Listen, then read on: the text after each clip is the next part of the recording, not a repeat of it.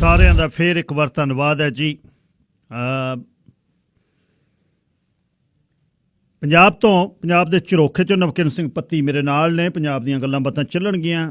ਸਿਹਤ ਕੁਝ ਟਣਕਦੀ ਨਹੀਂ, ਘੁੱਗੀ ਘੈਂ ਨਹੀਂ ਹੁੰਦੀ ਪੂਰੀ।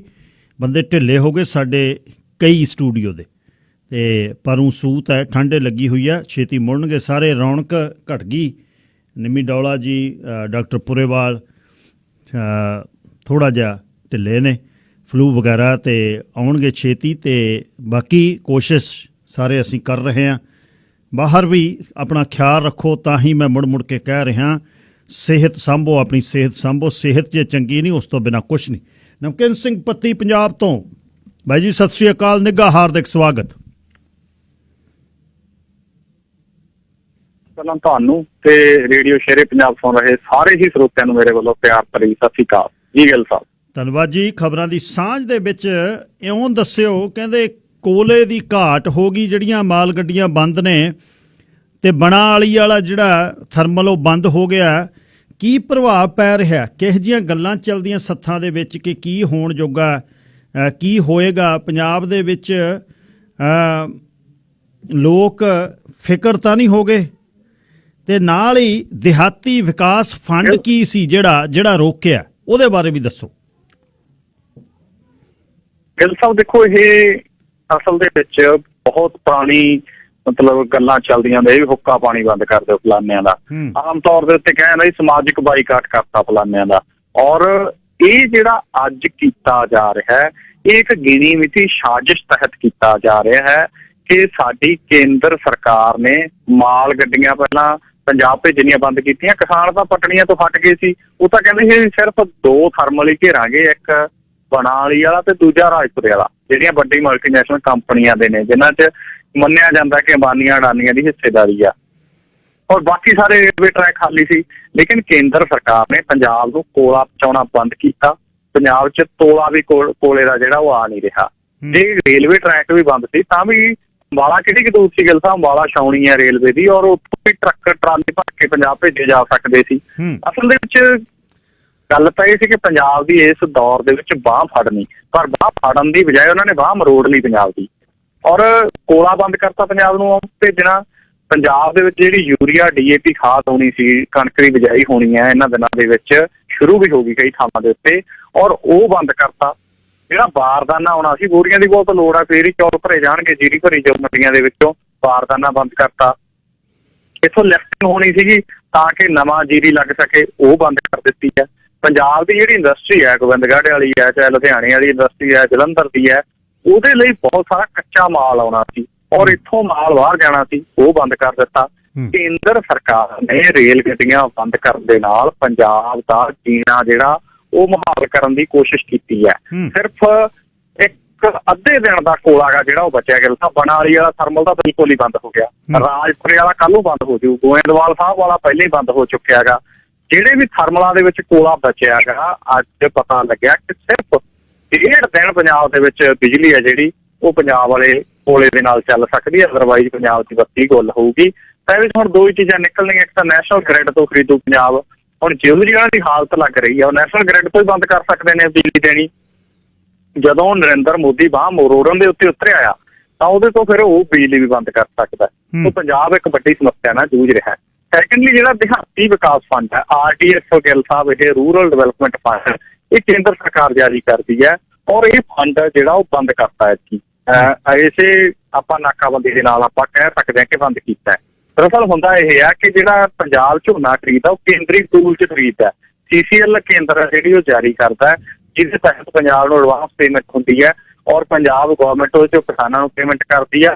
ਔਰ ਉਹਦੇ 'ਚ ਇੱਕ ਦਿਹਾਤੀ ਵਿਕਾਸ ਫੰਡ ਲੱਗਿਆ ਹੋਇਆ ਜਿਹੜਾ ਨੀਅਰ ਅਬਾਊਟ 3% ਹੈ MSP ਦੇ, ਜਿਹੜੀ ਮਿਨੀਮਮ ਸਪੋਰਟਿੰਗ ਪ੍ਰਾਈਸ ਆ ਜੀਰੀ ਦੀ ਝੋਨੇ ਦੀ, ਉਹਦੇ 3% ਦੇ ਲਗਭਗ ਦਿਹਾਤੀ ਵਿਕਾਸ ਫੰਡ ਜਿਹੜਾ RDF ਆ ਉਹ ਲੱਗਿਆ ਹੋਇਆ। ਪਰ ਹੁਣ ਜਿਹੜਾ ਪਰਫਾਰਮਾ ਭੇਜਿਆ, ਉਹ ਪਰਫਾਰਮੇ ਦੇ ਵਿੱਚ ਗਿੱਲ ਸਾਹਿਬ RDF ਵਾਲਾ ਖਾਨਾ ਹੀ ਖਾਲੀ ਹੈ। ਔਰ ਜਦੋਂ ਉਹਦੇ ਤੇ ਸਵਾਲ ਪੁੱਛਿਆ, ਉਹ ਕਹਿੰਦੇ ਪਹਿਲਾਂ ਪੁਰਾਣੇ ਹਿਸਾਬ ਕਿਤਾਬ ਦਿਓ ਸਾਨੂੰ, ਅਸੀਂ ਤਾਂ ਨਹੀਂ, ਇਹ ਬੰਦ ਹੈ। ਨੀਅਰ ਅਬਾਊਟ 1000 ਕਰੋੜ ਰੁਪਇਆ ਜਿਹੜਾ ਉਹ ਬੰਦ ਹੈਗਾ।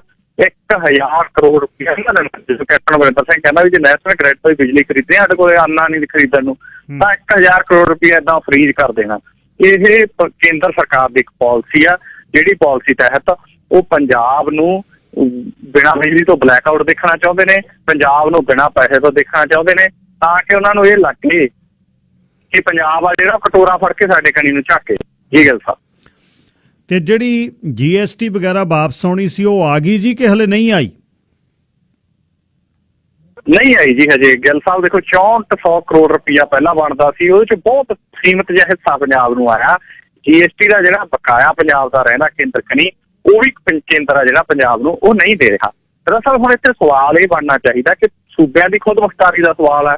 ਦੇਖੋ ਕੱਲ ਜੰਮੂ ਕਸ਼ਮੀਰ ਦੇ ਵਿੱਚ ਉਹਨਾਂ ਨੇ ਖੋਲਤਾ ਵੀ ਜਿਹੜਾ ਮਰਜ਼ੀ ਜਾ ਕੇ ਜ਼ਮੀਨ ਖਰੀਦੋ, ਜੰਮੂ ਕਸ਼ਮੀਰ ਦੀ ਜ਼ਮੀਨ ਔਨ ਸੇਲ।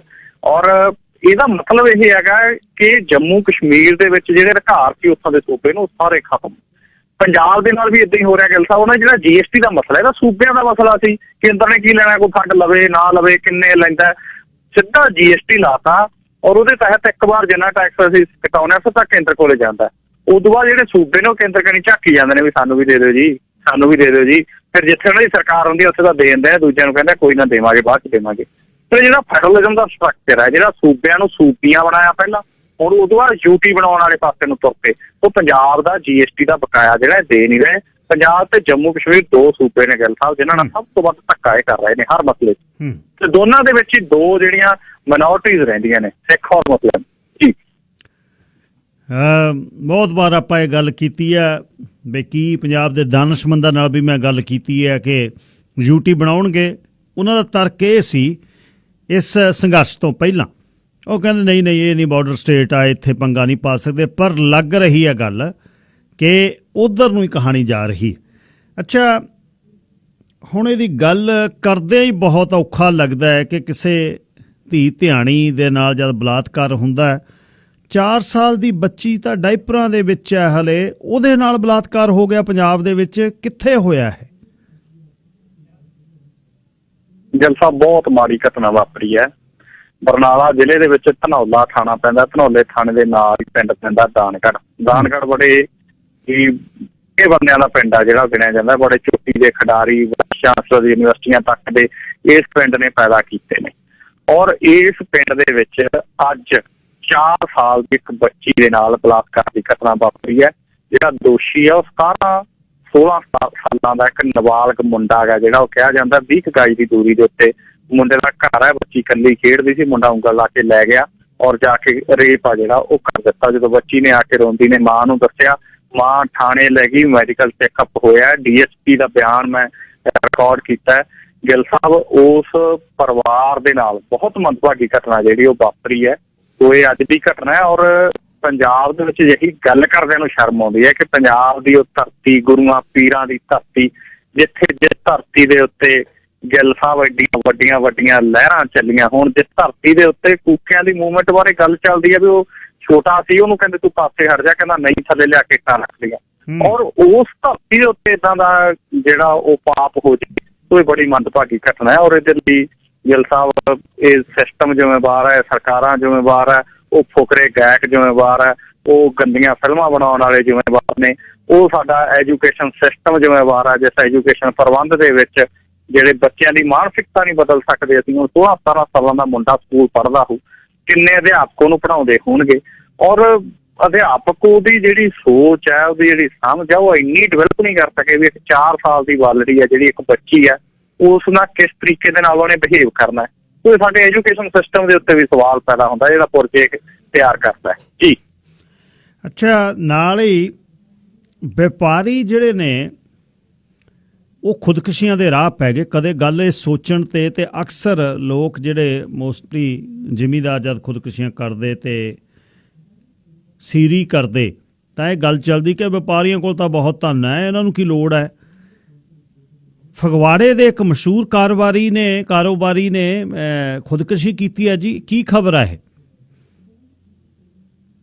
ਗਿੱਲ ਸਾਹਿਬ ਦੇਖੋ, ਹਾਂ ਬਿਲਕੁਲ ਹੀ ਬੜੀਆਂ ਘਟਨਾਵਾਂ ਵਾਪਰਨ ਲੱਗ ਗਈਆਂ। ਪਹਿਲਾਂ ਕਿਸਾਨ ਮਜ਼ਦੂਰ ਖੁਦਕੁਸ਼ੀਆਂ ਕਰਦੇ ਸੀ, ਔਰ ਪਿਛਲੇ ਦਿਨਾਂ 'ਚ ਬਠਿੰਡੇ ਦੇ ਵਿੱਚ 2 ਬੱਚਿਆਂ ਤੇ ਪਤਨੀ ਦੇ ਨਾਲ ਹੀ ਇੱਕ ਵਪਾਰੀ ਹੈ ਜਿਹੜਾ ਉਹ ਸਮੂਹਿਕ ਖੁਦਕੁਸ਼ੀ ਕਰ ਗਿਆ। ਔਰ ਇਹ ਹੁਣ ਫਗਵਾੜੇ ਦੀ ਇੱਕ ਬੜੀ ਫੇਮਸ ਇੰਡਸਟਰੀ ਹੈ, ਜਿਹੜੇ ਫਗਵਾੜੇ ਦੇ ਵੀਰ ਜੇ ਕੋਈ ਸੁਣਦੇ ਹੋਣਗੇ ਉਹ ਜਾਣਦੇ ਹੋਣਗੇ, GNA ਐਕਸਪੋਰਟਸ। ਉਹਦਾ ਜਿਹੜਾ ਮਾਲਕ ਹੈ 45 ਸਾਲਾਂ ਦਾ ਗੁਰਿੰਦਰ ਸਿੰਘ, ਉਹ ਅੱਜ ਖੁਦਕੁਸ਼ੀ ਕਰ ਗਿਆ। ਔਰ ਦੱਸਿਆ ਜਾ ਰਿਹਾ ਹੈਗਾ ਕਿ ਜਦੋਂ ਤੋਂ ਲੋਕਡਾਊਨ ਲੱਗਿਆ ਉਦੋਂ ਤੋਂ ਬੜਾ ਪਰੇਸ਼ਾਨ ਰਹਿੰਦਾ ਸੀ, ਮਾਨਸਿਕ ਤੌਰ ਤੇ ਸਟ੍ਰੈਸ ਦੇ ਵਿੱਚ ਰਹਿੰਦਾ ਸੀ। ਲੋਕਡਾਊਨ ਨੇ, ਉਦੋਂ ਪਹਿਲਾਂ GST ਨੇ, ਉਦੋਂ ਪਹਿਲਾਂ ਨੋਟਬੰਦੀ ਨੇ, ਉਦੋਂ ਪਹਿਲਾਂ ਹੋਰ ਬੜੀਆਂ ਜਿਹੜੀਆਂ ਨੀਤੀਆਂ ਕੇਂਦਰ ਲੈ ਕੇ ਆਇਆ, ਉਹਨਾਂ ਨੀਤੀਆਂ ਨੇ ਛੋਟੇ ਵਪਾਰੀ ਨੇ ਜਿਹੜੇ ਉਹ ਝੰਜੋੜ ਕੇ ਰੱਖਤੇ। ਕਿਸਾਨਾਂ ਦਾ ਗਿੱਲ ਸਾਹਿਬ ਜਿਹੜੀ ਐਜੀਟੇਸ਼ਨ ਹੈ ਜਿਹਦੇ 'ਚ ਉਹ ਅੰਬਾਨੀਆਂ ਤੇ ਅਡਾਨੀਆਂ ਨੂੰ ਚਿੰਨਤ ਕਰਦੇ ਨੇ, ਉਹਨਾਂ ਦੇ ਰਿਲਾਇੰਸ ਦੇ ਪੈਟਰੋਲ ਪੰਪ, ਰਿਲਾਇੰਸ ਦੇ ਮਾਲ, ਅਡਾਨੀ ਦਾ ਜਿਹੜਾ ਮੋਗੇ ਦੇ ਡੋਲੀ ਭਾਈ ਵਾਲਾ ਫਾਰਮ ਹੈ, ਇਹਨਾਂ ਮੂਹਰੇ ਜਿਹੜੀ ਨਾਕੇਬੰਦੀ ਕੀਤੀ ਹੈ ਉਹ ਇਸ ਗੱਲ ਦਾ ਸੰਕੇਤ ਹੈ ਕਿ ਹੁਣ ਛੋਟੇ ਵਪਾਰੀ ਜਿਹੜੇ ਸਾਡੇ ਛੋਟੇ ਦੁਕਾਨਦਾਰ ਜਿਹੜੇ ਸਾਨੂੰ ਖਾਸੇ ਵੱਡੇ ਲੱਗਦੇ ਸੀ, ਉਹ ਇਹਨਾਂ ਨੇ ਖਾਸੇ ਹੀ ਛੋਟੇ ਕਰਤੇ, ਔਰ ਵੱਡੀਆਂ ਮਲਟੀਨੈਸ਼ਨਲ ਕੰਪਨੀਆਂ ਨੇ ਛੋਟੇ ਵਪਾਰੀ ਫੇਲ ਕਰਤੇ। ਔਰ ਇਹ ਜਿਹੜੀ ਖੁਦਕੁਸ਼ੀ ਹੋਈ ਹੈ, ਇਹਦੇ ਅਸਲੀ ਕਾਰਨ ਨੇ ਜਿਹੜੇ ਉਹ ਤਾਂ ਆਉਣ ਵਾਲੇ ਦਿਨਾਂ 'ਚ ਪਤਾ ਲੱਗਣਗੇ। ਅੱਜ ਖੁਦਕੁਸ਼ੀ ਦੀ ਘਟਨਾ ਵਾਪਰੀ ਹੈ, ਅਜੇ ਮੁੱਢਲੇ ਦੌਰ ਦੇ ਵਿੱਚ ਪੜਤਾਲ ਆ ਜਿਹੜੀ ਹੋ ਰਹੀ ਹੈ। ਮੁੱਢਲੇ ਦੌਰ 'ਚ ਹੀ ਪਤਾ ਲੱਗਿਆ ਕਿ ਇਹਦੀ ਖੁਦਕੁਸ਼ੀ ਦਾ ਕਾਰਨ ਲੋਕਡਾਊਨ ਤੋਂ ਬਾਅਦ ਜਿਹੜਾ ਸਟ੍ਰੈਸ ਸੀ, ਲੋਕਡਾਊਨ ਤੋਂ ਬਾਅਦ ਜਿਹੜੀ ਪਰੇਸ਼ਾਨੀ ਸੀ, ਜਿਹੜਾ ਆ ਕੰਮ ਨਹੀਂ ਚੱਲ ਰਿਹਾ ਇਹਨਾਂ ਦਿਨਾਂ ਦੇ ਵਿੱਚ, ਤਾਲਾਬੰਦੀ ਲੋਕਡਾਊਨ ਕਰਕੇ, ਕਰੋਨਾ ਵਾਇਰਸ ਤੋਂ ਬਾਅਦ। ਵੈਸੇ ਵੀ GST ਤੇ ਨੋਟਬੰਦੀ ਵਾਲੀ ਗੱਲ ਸਮਝ ਆਉਂਦੀ ਹੈ, ਅਸਲੀ ਕਾਰਨ ਬਾਅਦ 'ਚ ਪਤਾ ਲੱਗਣਗੇ। ਲੇਕਿਨ ਜਿਹੜੀਆਂ ਵਪਾਰੀਆਂ ਦੀਆਂ, ਛੋਟੇ ਦੁਕਾਨਦਾਰਾਂ ਦੀਆਂ ਖੁਦਕੁਸ਼ੀਆਂ ਹੋਣ ਲੱਗ ਗਈਆਂ ਪੰਜਾਬ ਦੀ ਇਸ ਧਰਤੀ ਦੇ ਉੱਤੇ, ਇਹ ਬੜੀਆਂ ਮੰਦਭਾਗੀਆਂ ਨੇ। ਔਰ ਦੂਜੇ ਬੰਨੇ ਕੇਂਦਰ ਤਾਂ ਅਜੇ ਵੀ ਬਾਂਹ ਮਰੋੜੀ ਜਾਂਦਾ। ਉਹਨਾਂ ਨੂੰ ਸਮਝਣਾ ਚਾਹੀਦਾ ਕਿ ਕਿਸ ਦੌਰ ਦੇ ਵਿੱਚੋਂ ਪੰਜਾਬ ਗੁਜ਼ਰ ਰਿਹਾ। ਪੰਜਾਬ ਦਾ ਛੋਟਾ ਕਿਸਾਨ, ਛੋਟਾ ਦੁਕਾਨਦਾਰ, ਛੋਟਾ ਮਜ਼ਦੂਰ, ਗਰੀਬ, ਉਹ ਸਾਰੇ ਜਿਹੜੇ ਨੇ ਵਰਗ ਨਪੀੜੇ ਗਏ ਨੇ। ਕੀ ਗੱਲ ਸਾਹਿਬ? ਨਾਲ ਹੀ ਬਿਹਾਰ ਦੇ ਵਿੱਚ ਵੋਟਾਂ ਦੀ ਕੀ ਗੱਲਬਾਤ ਚੱਲ ਰਹੀ ਹੈ? ਅੱਜ ਪਹਿਲੇ ਗੇੜ ਦੀਆਂ ਵੋਟਾਂ ਬਿਹਾਰ 'ਚ ਪਈਆਂ। 243 ਵਿਧਾਨ ਸਭਾ ਹਲਕੇ ਨੇ ਬਿਹਾਰ ਦੇ। ਅੱਜ 71 ਦੇ ਉੱਤੇ ਪੋਲਿੰਗ ਹੈ ਜਿਹੜੀ ਉਹ ਹੋ ਗਈ ਆ। 5 ਵਜੇ ਤੱਕ ਜਿਹੜੀ ਪੋਲਿੰਗ ਹੋਈ ਆ, 52 ਪੁਆਇੰਟ ਸਮਥਿੰਗ ਪੋਲਿੰਗ ਜਿਹੜੀ ਹੋਈ ਹੈ, 53% ਤੋਂ ਲੈਸ ਹੋਈ ਹੈ। 52.24 ਐਗਜ਼ੈਕਟ ਜਿਹੜਾ ਡਾਟਾ 5 ਵਜੇ ਤੱਕ ਦਾ ਮੈਂ ਦੇਖਿਆ, ਤਾਂ 5 ਵਜੇ ਤੱਕ ਹੀ ਵੋਟਾਂ ਪੈਣੀਆਂ ਸੀ। ਖੈਰ ਗਿੱਲ ਸਾਹਿਬ ਉੱਥੇ ਵੋਟਾਂ ਉਹ ਘੱਟ ਪਈਆਂ ਨੇ। ਕਈ ਜ਼ਿਲ੍ਹਿਆਂ ਦੇ ਵਿੱਚ ਤਾਂ ਜਿਹੜੀ ਵੋਟਿੰਗ ਫੀਸ ਦੀ ਆ ਉਹ 35% ਦੇ ਲਗਭਗ, 40% ਦੇ ਲਗਭਗ ਜਿਹੜੀ ਉਹ ਤੁਰੀ ਫਿਰਦੀ ਹੈ। ਬਿਹਾਰ ਦੀਆਂ ਚੋਣਾਂ ਦੇ ਵਿੱਚ ਨਰਿੰਦਰ ਮੋਦੀ ਜੀ ਨੇ ਬੜਾ ਜ਼ੋਰ ਲਾਇਆ। ਜਿਹੜੇ ਇਹ ਉਹਨਾਂ ਨੇ ਉੱਥੇ ਭਾਸ਼ਣ ਦਿੱਤੇ ਵੀ 370 ਤੇ 35 ਇੱਕ ਖੇਤੀ ਕਾਨੂੰਨ ਪੰਜਾਬ ਵਾਲੇ, ਇਹ ਤਾਂ ਭੁੱਲ ਜਾਓ, ਇਹ ਤਾਂ ਹੀ ਰਹਿਣਗੇ। ਉਹ ਬਿਹਾਰ ਦੀ ਚੋਣ 'ਚ ਹੀ ਕਿਹਾ ਸੀ। ਔਰ ਬਿਹਾਰ ਦੀਆਂ ਚੋਣਾਂ ਦੇ ਵਿੱਚ ਇੱਕ ਪਾਸੇ ਭਾਰਤੀ ਜਨਤਾ ਪਾਰਟੀ ਤੇ ਨਿਤਿਸ਼ ਕੁਮਾਰ ਦਾ ਗੱਠਜੋੜ ਹੈ, ਦੂਜੇ ਪਾਸੇ ਲਾਲੂ ਪ੍ਰਸਾਦ ਯਾਦਵ ਕਾਂਗਰਸ ਤੇ ਉੱਥੋਂ ਦੀਆਂ ਇੱਕ ਦੋ ਹੋਰ ਖੇਤਰੀ ਪਾਰਟੀਆਂ ਜਿਹੜੀਆਂ ਉਹਨਾਂ ਦਾ ਗੱਠਜੋੜ ਹੈ। ਔਰ ਇਹਨਾਂ ਚੋਣਾਂ ਦੇ ਵਿੱਚ ਭਾਰਤੀ ਜਨਤਾ ਪਾਰਟੀ ਦੀ ਨਾਲ ਦੇ ਵਿੱਚ ਜਿਹੜਾ ਕਿਰਕਰੀ ਕਰ ਰਿਹਾ ਉਹ ਹੈਗਾ ਪਾਸਵਾਨ, ਚਿਰਾਗ ਪਾਸਵਾਨ, ਜਿਹੜਾ ਰਾਮ ਵਿਲਾਸ ਪਾਸਵਾਨ ਵੱਡਾ ਦਲਿਤ ਆਗੂ ਹੋਇਆ ਪਿਛਲੇ ਦਿਨਾਂ ਦੇ ਵਿੱਚ, ਉਹਨਾਂ ਦਾ ਦੇਹਾਂਤ ਹੋਇਆ। ਉਹ ਭਾਰਤੀ ਜਨਤਾ ਪਾਰਟੀ ਦੇ ਲਈ ਬੜੀ ਪ੍ਰਦਰਦੀ ਬਣੇ ਹੋਇਆ। ਉਹ ਮੈਂ ਤਾਂ ਕਹਿੰਦਾ BJP ਨਾਲ ਕਹਿੰਦਾ ਮੇਰਾ ਕੋਈ ਰੌਲਾ ਨਹੀਂ, ਜਿੱਥੇ ਨਿਤਿਸ਼ ਦੇ ਬੰਦੇ ਨੇ ਉੱਥੇ ਜਾ ਕੇ ਉਮੀਦਵਾਰ ਖੜੇ ਕਰਦੇ। ਔਰ ਜਿਹੜੀਆਂ ਅੱਜ ਵੋਟਾਂ ਪਈਆਂ ਉਹਦੇ 'ਚ ਵੀ ਚਿਰਾਗ ਪਾਸਵਾਨ ਕਾਫੀ ਚਰਚਿਤ ਚਿਹਰਾ ਹੈਗਾ ਜਿਹੜਾ ਉਹ ਬਣਿਆ था। ਭਾਜਪਾ ਦੇ ਆਗੂਆਂ ਨੇ ਬੜੇ ਬਿਆਨ ਦਿੱਤੇ ਚਿਰਾਗ ਪਾਸਵਾਨ ਦੇ ਖਿਲਾਫ, ਬੜਾ ਉਹਨੂੰ ਵਡਿਆਉਣ ਦੀ ਕੋਸ਼ਿਸ਼ ਕੀਤੀ, ਪਰ ਚਿਰਾਗ ਪਾਸਵਾਨ ਡਟਿਆ ਖੜਾ। ਔਰ ਬਿਹਾਰ ਦੀ ਇਲੈਕਸ਼ਨ ਦਾ ਜਿਹੜਾ ਰਿਜ਼ਲਟ ਹੋਊ ਗਿੱਲ ਸਾਹਿਬ, ਉਹ ਮੈਨੂੰ ਲੱਗਦਾ ਪੂਰੇ ਭਾਰਤ ਦੇ ਭਾਰਤੀ ਜਨਤਾ ਪਾਰਟੀ ਦਾ ਜਿਹੜਾ ਕੱਦ ਬੁੱਤ ਹੈ, ਜਿਹੜਾ ਭਾਰਤੀ ਜਨਤਾ ਪਾਰਟੀ ਦੇ ਇਹਨਾਂ ਦਿਨਾਂ ਦੇ ਤੌਰ ਤਰੀਕਾ ਹੈ, ਉਹਦੇ ਤੇ ਬੜਾ ਅਸਰ ਪਾਊਗਾ। 500 ਕਿਸਾਨ ਜਥੇਬੰਦੀਆਂ ਵੀ ਇਕੱਠੀਆਂ ਹੋ ਗਈਆਂ। ਔਰ ਕਿਸਾਨ ਜਥੇਬੰਦੀਆਂ ਦਾ ਹੀ ਐਜੀਟੇਸ਼ਨ ਤੇ ਬਿਹਾਰ ਦੇ ਵਿੱਚ ਜੇ BJP ਹਾਰਦੀ ਹੈ, ਇਹ ਮੈਨੂੰ ਲੱਗਦਾ ਇੱਕ ਬੜਾ ਸੋਨੇ ਤੇ ਸੁਹਾਗੇ ਵਾਲਾ ਕੰਮ ਹੋਣਾ ਹੈਗਾ ਜੀ। ਹੁਣ ਸੰਘਰਸ਼ ਦੀ ਜਿਹੜੀ ਗੱਲ ਪੰਜਾਬ ਦੀ ਚੱਲ ਰਹੀ ਹੈ ਉਹਦੇ ਬਾਰੇ ਗੱਲਬਾਤ ਕਰੀਏ। ਕੱਲ ਜਿਹੜੀ ਸ਼ੰਭੂ ਤੇ ਘਟਨਾ ਹੋਈ ਹੈ, ਦੀਪ ਸਿੱਧੂ ਦੇ ਇੱਕ ਦੋਸਤ ਨੇ, ਵਕੀਲ ਨੇ, ਜਿਹੜਾ ਆਪ ਆਪਣੀ ਇਸ ਕਰਨੀ ਦਾ ਜ਼ਿੰਮੇਵਾਰ ਹੈ, ਇਹਦੇ ਤੇ ਕਿਸੇ ਨੂੰ ਨਹੀਂ ਕਹਿ ਸਕਦੇ, ਉਹਨੇ ਇੱਕ ਮੁੰਡਾ ਜਿਹੜਾ ਫੜਾ ਦਿੱਤਾ ਜਿਸਨੇ ਖਾਲਿਸਤਾਨ ਦਾ ਨਾਅਰਾ ਲਾ ਦਿੱਤਾ। ਉਹਦੇ ਬਾਅਦ ਬਹਿਸ ਜਿਹੜੀ ਹੈ ਸੋਸ਼ਲ ਮੀਡੀਆ ਤੇ ਬਹੁਤ ਗਰਮ ਚੱਲ ਰਹੀ ਹੈ। ਇਹ ਬਹੁਤ ਵੱਡੀ ਬਹਿਸ ਹੈ। ਇਹ ਖਬਰ ਐਗਜ਼ੈਕਟਲੀ ਹੋਈ ਕੀ ਹੈ? ਦੇਖੋ ਗਿੱਲ ਸਾਹਿਬ, ਹੋਇਆ ਇਹ ਕਿ ਨੌਜਵਾਨ ਆ ਜਿਹੜਾ ਉਹ ਸ਼ੰਭੂ ਬੈਰੀਅਰ ਦੇ ਉੱਤੇ, ਸ਼ੰਭੂ ਬਾਰਡਰ ਦੇ ਉੱਤੇ ਜਿਹੜਾ ਦੀਪ ਸਿੱਧੂ ਵਾਲਾ ਧਰਨਾ ਉਹਦੇ 'ਚ ਗਿਆ, ਔਰ ਉੱਥੇ ਨੌਜਵਾਨ ਨੇ ਜਜ਼ਬਾਤੀ ਹੋਏ ਨੇ ਆਪ ਮੁਹਾਰੇ ਜਿਹੜਾ ਨਾਅਰਾ ਗਾ ਖਾਲਿਸਤਾਨ ਜ਼ਿੰਦਾਬਾਦ ਦਾ ਉਤਾ ਦਿੱਤਾ। ਉਸ ਤੋਂ ਬਾਅਦ ਹਾਕਮ ਸਿੰਘ ਵਕੀਲ ਆਇਆ ਔਰ ਉਹਦੇ ਨਾਲ ਜਿਹੜੇ ਇੱਕ ਦੋ ਹੋਰ ਟੀਮ ਮੈਂਬਰ, ਉਹਨਾਂ ਨੇ ਉਹਨੂੰ ਫੜਿਆ, ਫੜ ਕੇ ਪੁਲਿਸ ਦੇ ਹਵਾਲੇ ਕਰਤਾ। ਔਰ ਪੁਲਿਸ ਕੋਲੇ ਉਹਨੂੰ ਲੈ ਕੇ ਆਏ। ਮੁੰਡਾ ਕਹਿੰਦਾ ਆਉਂਦਾ ਜੀ ਮੈਥੋਂ ਗਲਤੀ ਹੋ ਗਈ, ਮੈਂ ਜਜ਼ਬਾਤੀ ਹੋਏ ਨੇ ਲਾਤਾ। ਉਹਨੂੰ ਪੁੱਛਦੇ ਨੇ ਤੇਰੇ ਨਾਲ ਕੌਣ? ਉਹ ਕਹਿੰਦਾ ਮੇਰੇ ਨਾਲ ਕੋਈ ਨਹੀਂ, ਮੈਂ ਗਲਤੀ ਹੋ ਗਈ। ਕਹਿੰਦੇ ਤੂੰ ਉਹਦੇ ਨਾਲ ਦੇ ਮੋਬਾਈਲ ਵੀ ਚੈੱਕ ਕੀਤੇ, ਹਾਲਾਂਕਿ ਇਹਨਾਂ ਨੂੰ ਕੋਈ ਰਾਈਟ ਨਹੀਂ ਕਿਸੇ ਦਾ ਮੋਬਾਈਲ ਚੈੱਕ ਕਰਨਾ। ਇਹਨਾਂ ਨੂੰ ਕਿਹਨੇ ਰਾਈਟ ਦੇ ਦਿੱਤਾ ਕਿ ਉਹ ਮੁੰਡੇ ਦਾ ਮੋਬਾਈਲ ਚੈੱਕ ਕਰਨ ਜਾਂ ਉਹਦੇ ਨਾਲ ਦੇ ਦਾ ਚੈੱਕ ਕਰਨ? ਬੰਦਾ ਤਾਂ ਦੇਖੋ ਗਿੱਲ ਸਾਹਿਬ ਇਹ ਸੀਗਾ ਕਿ ਖਾਲਿਸਤਾਨ ਜਿੰਦਾਬਾਦ ਦਾ ਨਾਰਾ ਸੁਪਰੀਮ ਕੋਰਟ ਨੇ ਵੀ ਕਹਿਤਾ ਵੀ ਨੋ ਪ੍ਰੋਬਲਮ, ਕੋਈ ਲਾਉਂਦਾ ਹੈ, ਕਿਸੇ ਦਾ ਵਿਅਕਤੀ ਦਾ ਨਿੱਜੀ ਮਸਲਾ ਹੋ ਸਕਦਾ ਹੈ। ਇਹ ਇੱਥੇ ਹੀ ਗੱਲ ਨਿਬੇੜ ਸਕਦੇ ਸੀ ਵੀ ਜਿਹਨੇ ਜੀ ਨਾਰਾ ਲਾਇਆ ਉਹ ਸਟੇਜ ਤੋਂ ਨਹੀਂ ਲਾਇਆ, ਉਹ ਵਿਅਕਤੀ ਦਾ ਨਿੱਜੀ ਮਸਲਾ ਹੈ। ਇਹ ਕਹਿ ਸਕਦੇ ਸੀਗੇ ਦੀਪ ਸਿੱਧੂ ਦੀ ਟੀਮ ਵਾਲੇ, ਹਾਕਮ ਸਿੰਘ ਹੋਰੀ, ਵੀ ਸਾਡਾ ਇਹਦੇ ਨਾਲ ਕੋਈ ਸੰਬੰਧ ਨਹੀਂ, ਇਹਦਾ ਨਿੱਜੀ ਵਿਚਾਰ ਹੈ, ਇੰਨਾ ਕਹਿ ਸਕਦੇ ਸੀ। ਹੁਣ ਪੁਲਿਸ ਨੂੰ ਕਹਾ ਜਾ ਕੇ ਫੜਾਉਣਾ ਔਰ ਪੁਲਿਸ ਨੂੰ ਫੜਾ ਕੇ ਕਹਿਣਾ ਵੀ ਇਹਦੇ ਤੇ ਕਾਰਵਾਈ ਕਰੋ, ਇਹ ਆਪਦੇ ਵਿੱਚ ਬਹੁਤ ਸਾਰੇ ਸਵਾਲ ਆ ਜਿਹੜੇ ਉਹ ਖੜੇ ਕਰਦਾ ਕਿ ਇਹਨਾਂ ਨੇ ਉਹ ਬੰਦੇ ਫੜੇ ਜਿਹੜੇ ਦੁਸ਼ਹਿਰੇ ਦੇ ਉੱਤੇ ਹਿੰਦੂ ਰਾਸ਼ਟਰ ਕਹਿ ਰਿਹਾ ਸੀ, ਉਹਦੇ ਤੇ ਹਾਕਮ ਸਿੰਘ ਨੇ ਜਾ ਕੇ ਉਹਦੇ ਬਾਂਹ ਫੜੀ। ਜਿਹੜਾ ਗਿੱਲ ਸਾਹਿਬ ਉੱਥੇ ਬੋਲ ਰਿਹਾ ਸੀ, ਭਾਰਤ RSS ਦਾ ਮੁਖੀ ਮੋਹਨ ਭਾਗਵਤ ਦੁਸ਼ਹਿਰੇ ਵਾਲੇ ਦਿਨ ਬੋਲਿਆ, ਕਹਿੰਦਾ ਭਾਰਤ ਹਿੰਦੂ ਰਾਸ਼ਟਰ ਹੈ, ਔਰ ਉੱਥੇ ਖੜ ਕੇ ਉਹ ਹਿੰਦੂ ਦੀ ਗੱਲ ਕਰ, ਹਿੰਦੂਤਵ ਦੀ ਵਿਆਖਿਆ ਦਿੰਦਾ ਸੀ। ਮੰਨਦੇ ਤਾਂ ਨਾ ਜੇ ਜਾ ਕੇ ਹਾਕਮ ਸਿੰਘ ਉਹਦੀ ਵੀ ਬਾਂਹ ਫੜਦਾ ਵੀ ਆਪ ਹੀ ਇੱਧਰ ਪੁਲਿਸਾਂ ਨੂੰ ਕਹਿੰਦਾ ਵੀ ਇਹਨੂੰ ਫੜੋ ਜੀ, ਭਾਰਤ ਇੱਕ ਧਰਮ ਨਿਰਪੱਖ ਦੇਸ਼ ਹੈ, ਭਾਰਤ ਦੇ ਸੰਵਿਧਾਨ 'ਚ ਲਿਖਿਆ ਹੋਇਆ, ਔਰ ਕਿਹੜੇ ਹਿੰਦੂਤਵ ਦੀ ਗੱਲ ਕਰਦਾ, ਤਾਂ ਉਹਨੂੰ ਤਾਂ ਨੌਜਵਾਨ ਨੂੰ ਫੜ ਲਿਆ, ਮੋਹਨ ਭਾਗਵਤ ਛੱਡਤਾ, ਤਾਂ ਇਹ ਤਾਂ ਸਵਾਲ ਫਿਰ ਖੜੇ ਕਰੂਗਾ ਹੀ ਨਾ। ਭਾਵੇਂ ਅੱਜ ਦੀਪ ਸਿੱਧੂ ਨੇ ਸਫਾਈ ਦਿੱਤੀ ਹੈ, ਦੀਪ ਸਿੱਧੂ ਲਾਈਵ ਹੋਇਆ, ਦੀਪ ਸਿੱਧੂ ਕਿਹਾ, ਕਹਿੰਦਾ ਖਾਲਿਸਤਾਨ ਜਿੰਦਾਬਾਦ ਕਹਿਣਾ ਜਾਂ ਸਾਥੀ ਰਾਣਿਆਂ ਦਾ ਨਾਂ ਲੈਣਾ, ਕਹਿੰਦਾ ਮੈਨੂੰ ਇਹਦੇ ਨਾਲ ਕੋਈ ਸਮੱਸਿਆ ਨਹੀਂ ਹੈ, ਲੈ ਸਕਦਾ, ਇਹ ਵਿਅਕਤੀ ਦਾ ਨਿੱਜੀ ਮਸਲਾ ਹੈ। ਪਰ ਦੀਪ ਸਿੱਧੂ ਨੇ ਹਾਕਮ ਸਿੰਘ ਦੀ ਵੀ ਨਿਖੇਧੀ ਨਹੀਂ ਕਰੀ। ਸੋ ਇਹ ਕਈ ਸਵਾਲ ਆ ਜਿਹੜੇ ਖੜੇ ਕਰਦਾ ਗਾ। ਔਰ ਗਿੱਲ ਸਾਹਿਬ ਇਹਨਾਂ ਨੇ ਪਹਿਲਾਂ ਖੁਦ ਹੀ ਮਾਹੌਲ ਏਦਾਂ ਦਾ ਕ੍ਰੀਏਟ ਕੀਤਾ ਗਾ, ਦੀਪ ਸਿੱਧੂ ਨੇ ਵੀ ਔਰ ਬਾਕੀ ਟੀਮ ਮੈਂਬਰਾਂ ਨੇ ਵੀ, ਤੇ ਮਾਹੌਲ ਕ੍ਰੀਏਟ ਕਰਕੇ ਉਦੋਂ ਬਾਅਦ ਹੁਣ ਇਹ ਜਾਂ ਤਾਂ ਡਰ ਰਹੇ ਨੇ ਜਾਂ ਇਹ ਪਾਲਾ ਬਦਲ ਰਹੇ ਨੇ ਜਾਂ ਇਹ ਕੀ ਚੱਲ ਰਿਹਾ, ਕੀ ਸਿਆਸਤ ਹੋ ਰਹੀ ਹੈ, ਤਾਂ ਆਉਣ ਵਾਲੇ ਦਿਨਾਂ ਦੇ ਵਿੱਚ ਜਿਹੜਾ ਪਤਾ ਲੱਗੂਗਾ। ਪਰ ਜੋ ਹਾਕਮ ਸਿੰਘ ਵਕੀਲ ਨੇ ਕੀਤਾ ਹੈਗਾ ਉਹ ਸਹੀ ਨਹੀਂ ਹੈ, ਉਹ ਵਿਅਕਤੀ ਦਾ ਨਿੱਜੀ ਮਸਲਾ, ਵਿਅਕਤੀ ਦਾ ਨਿੱਜੀ ਵਿਅਕਤੀਤਵ ਆ। ਨਹੀਂ ਸਹਿਮਤ ਹੋ ਸਕਦਾ ਖਾਲਿਸਤਾਨ ਦੇ ਨਾਲ, ਜ਼ਰੂਰੀ ਨਹੀਂ ਕਿ ਅਸੀਂ ਸਾਰੇ ਸਹਿਮਤ ਹੋਈਏ, ਪਰ ਜੇ ਕੋਈ ਵਿਅਕਤੀ ਏਦਾਂ ਕਰ ਰਿਹਾ ਤਾਂ ਅਸੀਂ ਸਿਰਫ ਇਹ ਕਹਿ ਸਕਦੇ ਹਾਂ ਕਿ ਇਹ ਵਿਅਕਤੀ ਦਾ ਨਿੱਜੀ ਮਸਲਾ ਗਾ ਔਰ ਇਹ ਵਿਅਕਤੀ ਦੇ ਨਿੱਜੀ ਵਿਚਾਰ ਨੇ। ਉਹ ਮੀਡੀਆ ਨੂੰ ਕਹਿ ਸਕਦਾ ਵੀ ਇਹਦੇ ਕੋਈ ਨਿੱਜੀ ਵਿਚਾਰ ਨੇ, ਅਸੀਂ ਇਹਦੇ ਨਾਲ ਸਹਿਮਤ ਨਹੀਂ, ਸਟੇਜ ਤੋਂ ਇੱਕ ਇਕੱਲੀ ਕਹਿ ਕੇ ਗੱਲ ਨਿਬੜ ਜਾਂਦੀ, ਗੱਲ ਨੂੰ ਐਡੀ ਵਧਾਉਣ ਦੀ ਲੋੜ ਹੀ ਨਹੀਂ ਸੀ। ਕੀ ਗੱਲ ਸਾਹਿਬ?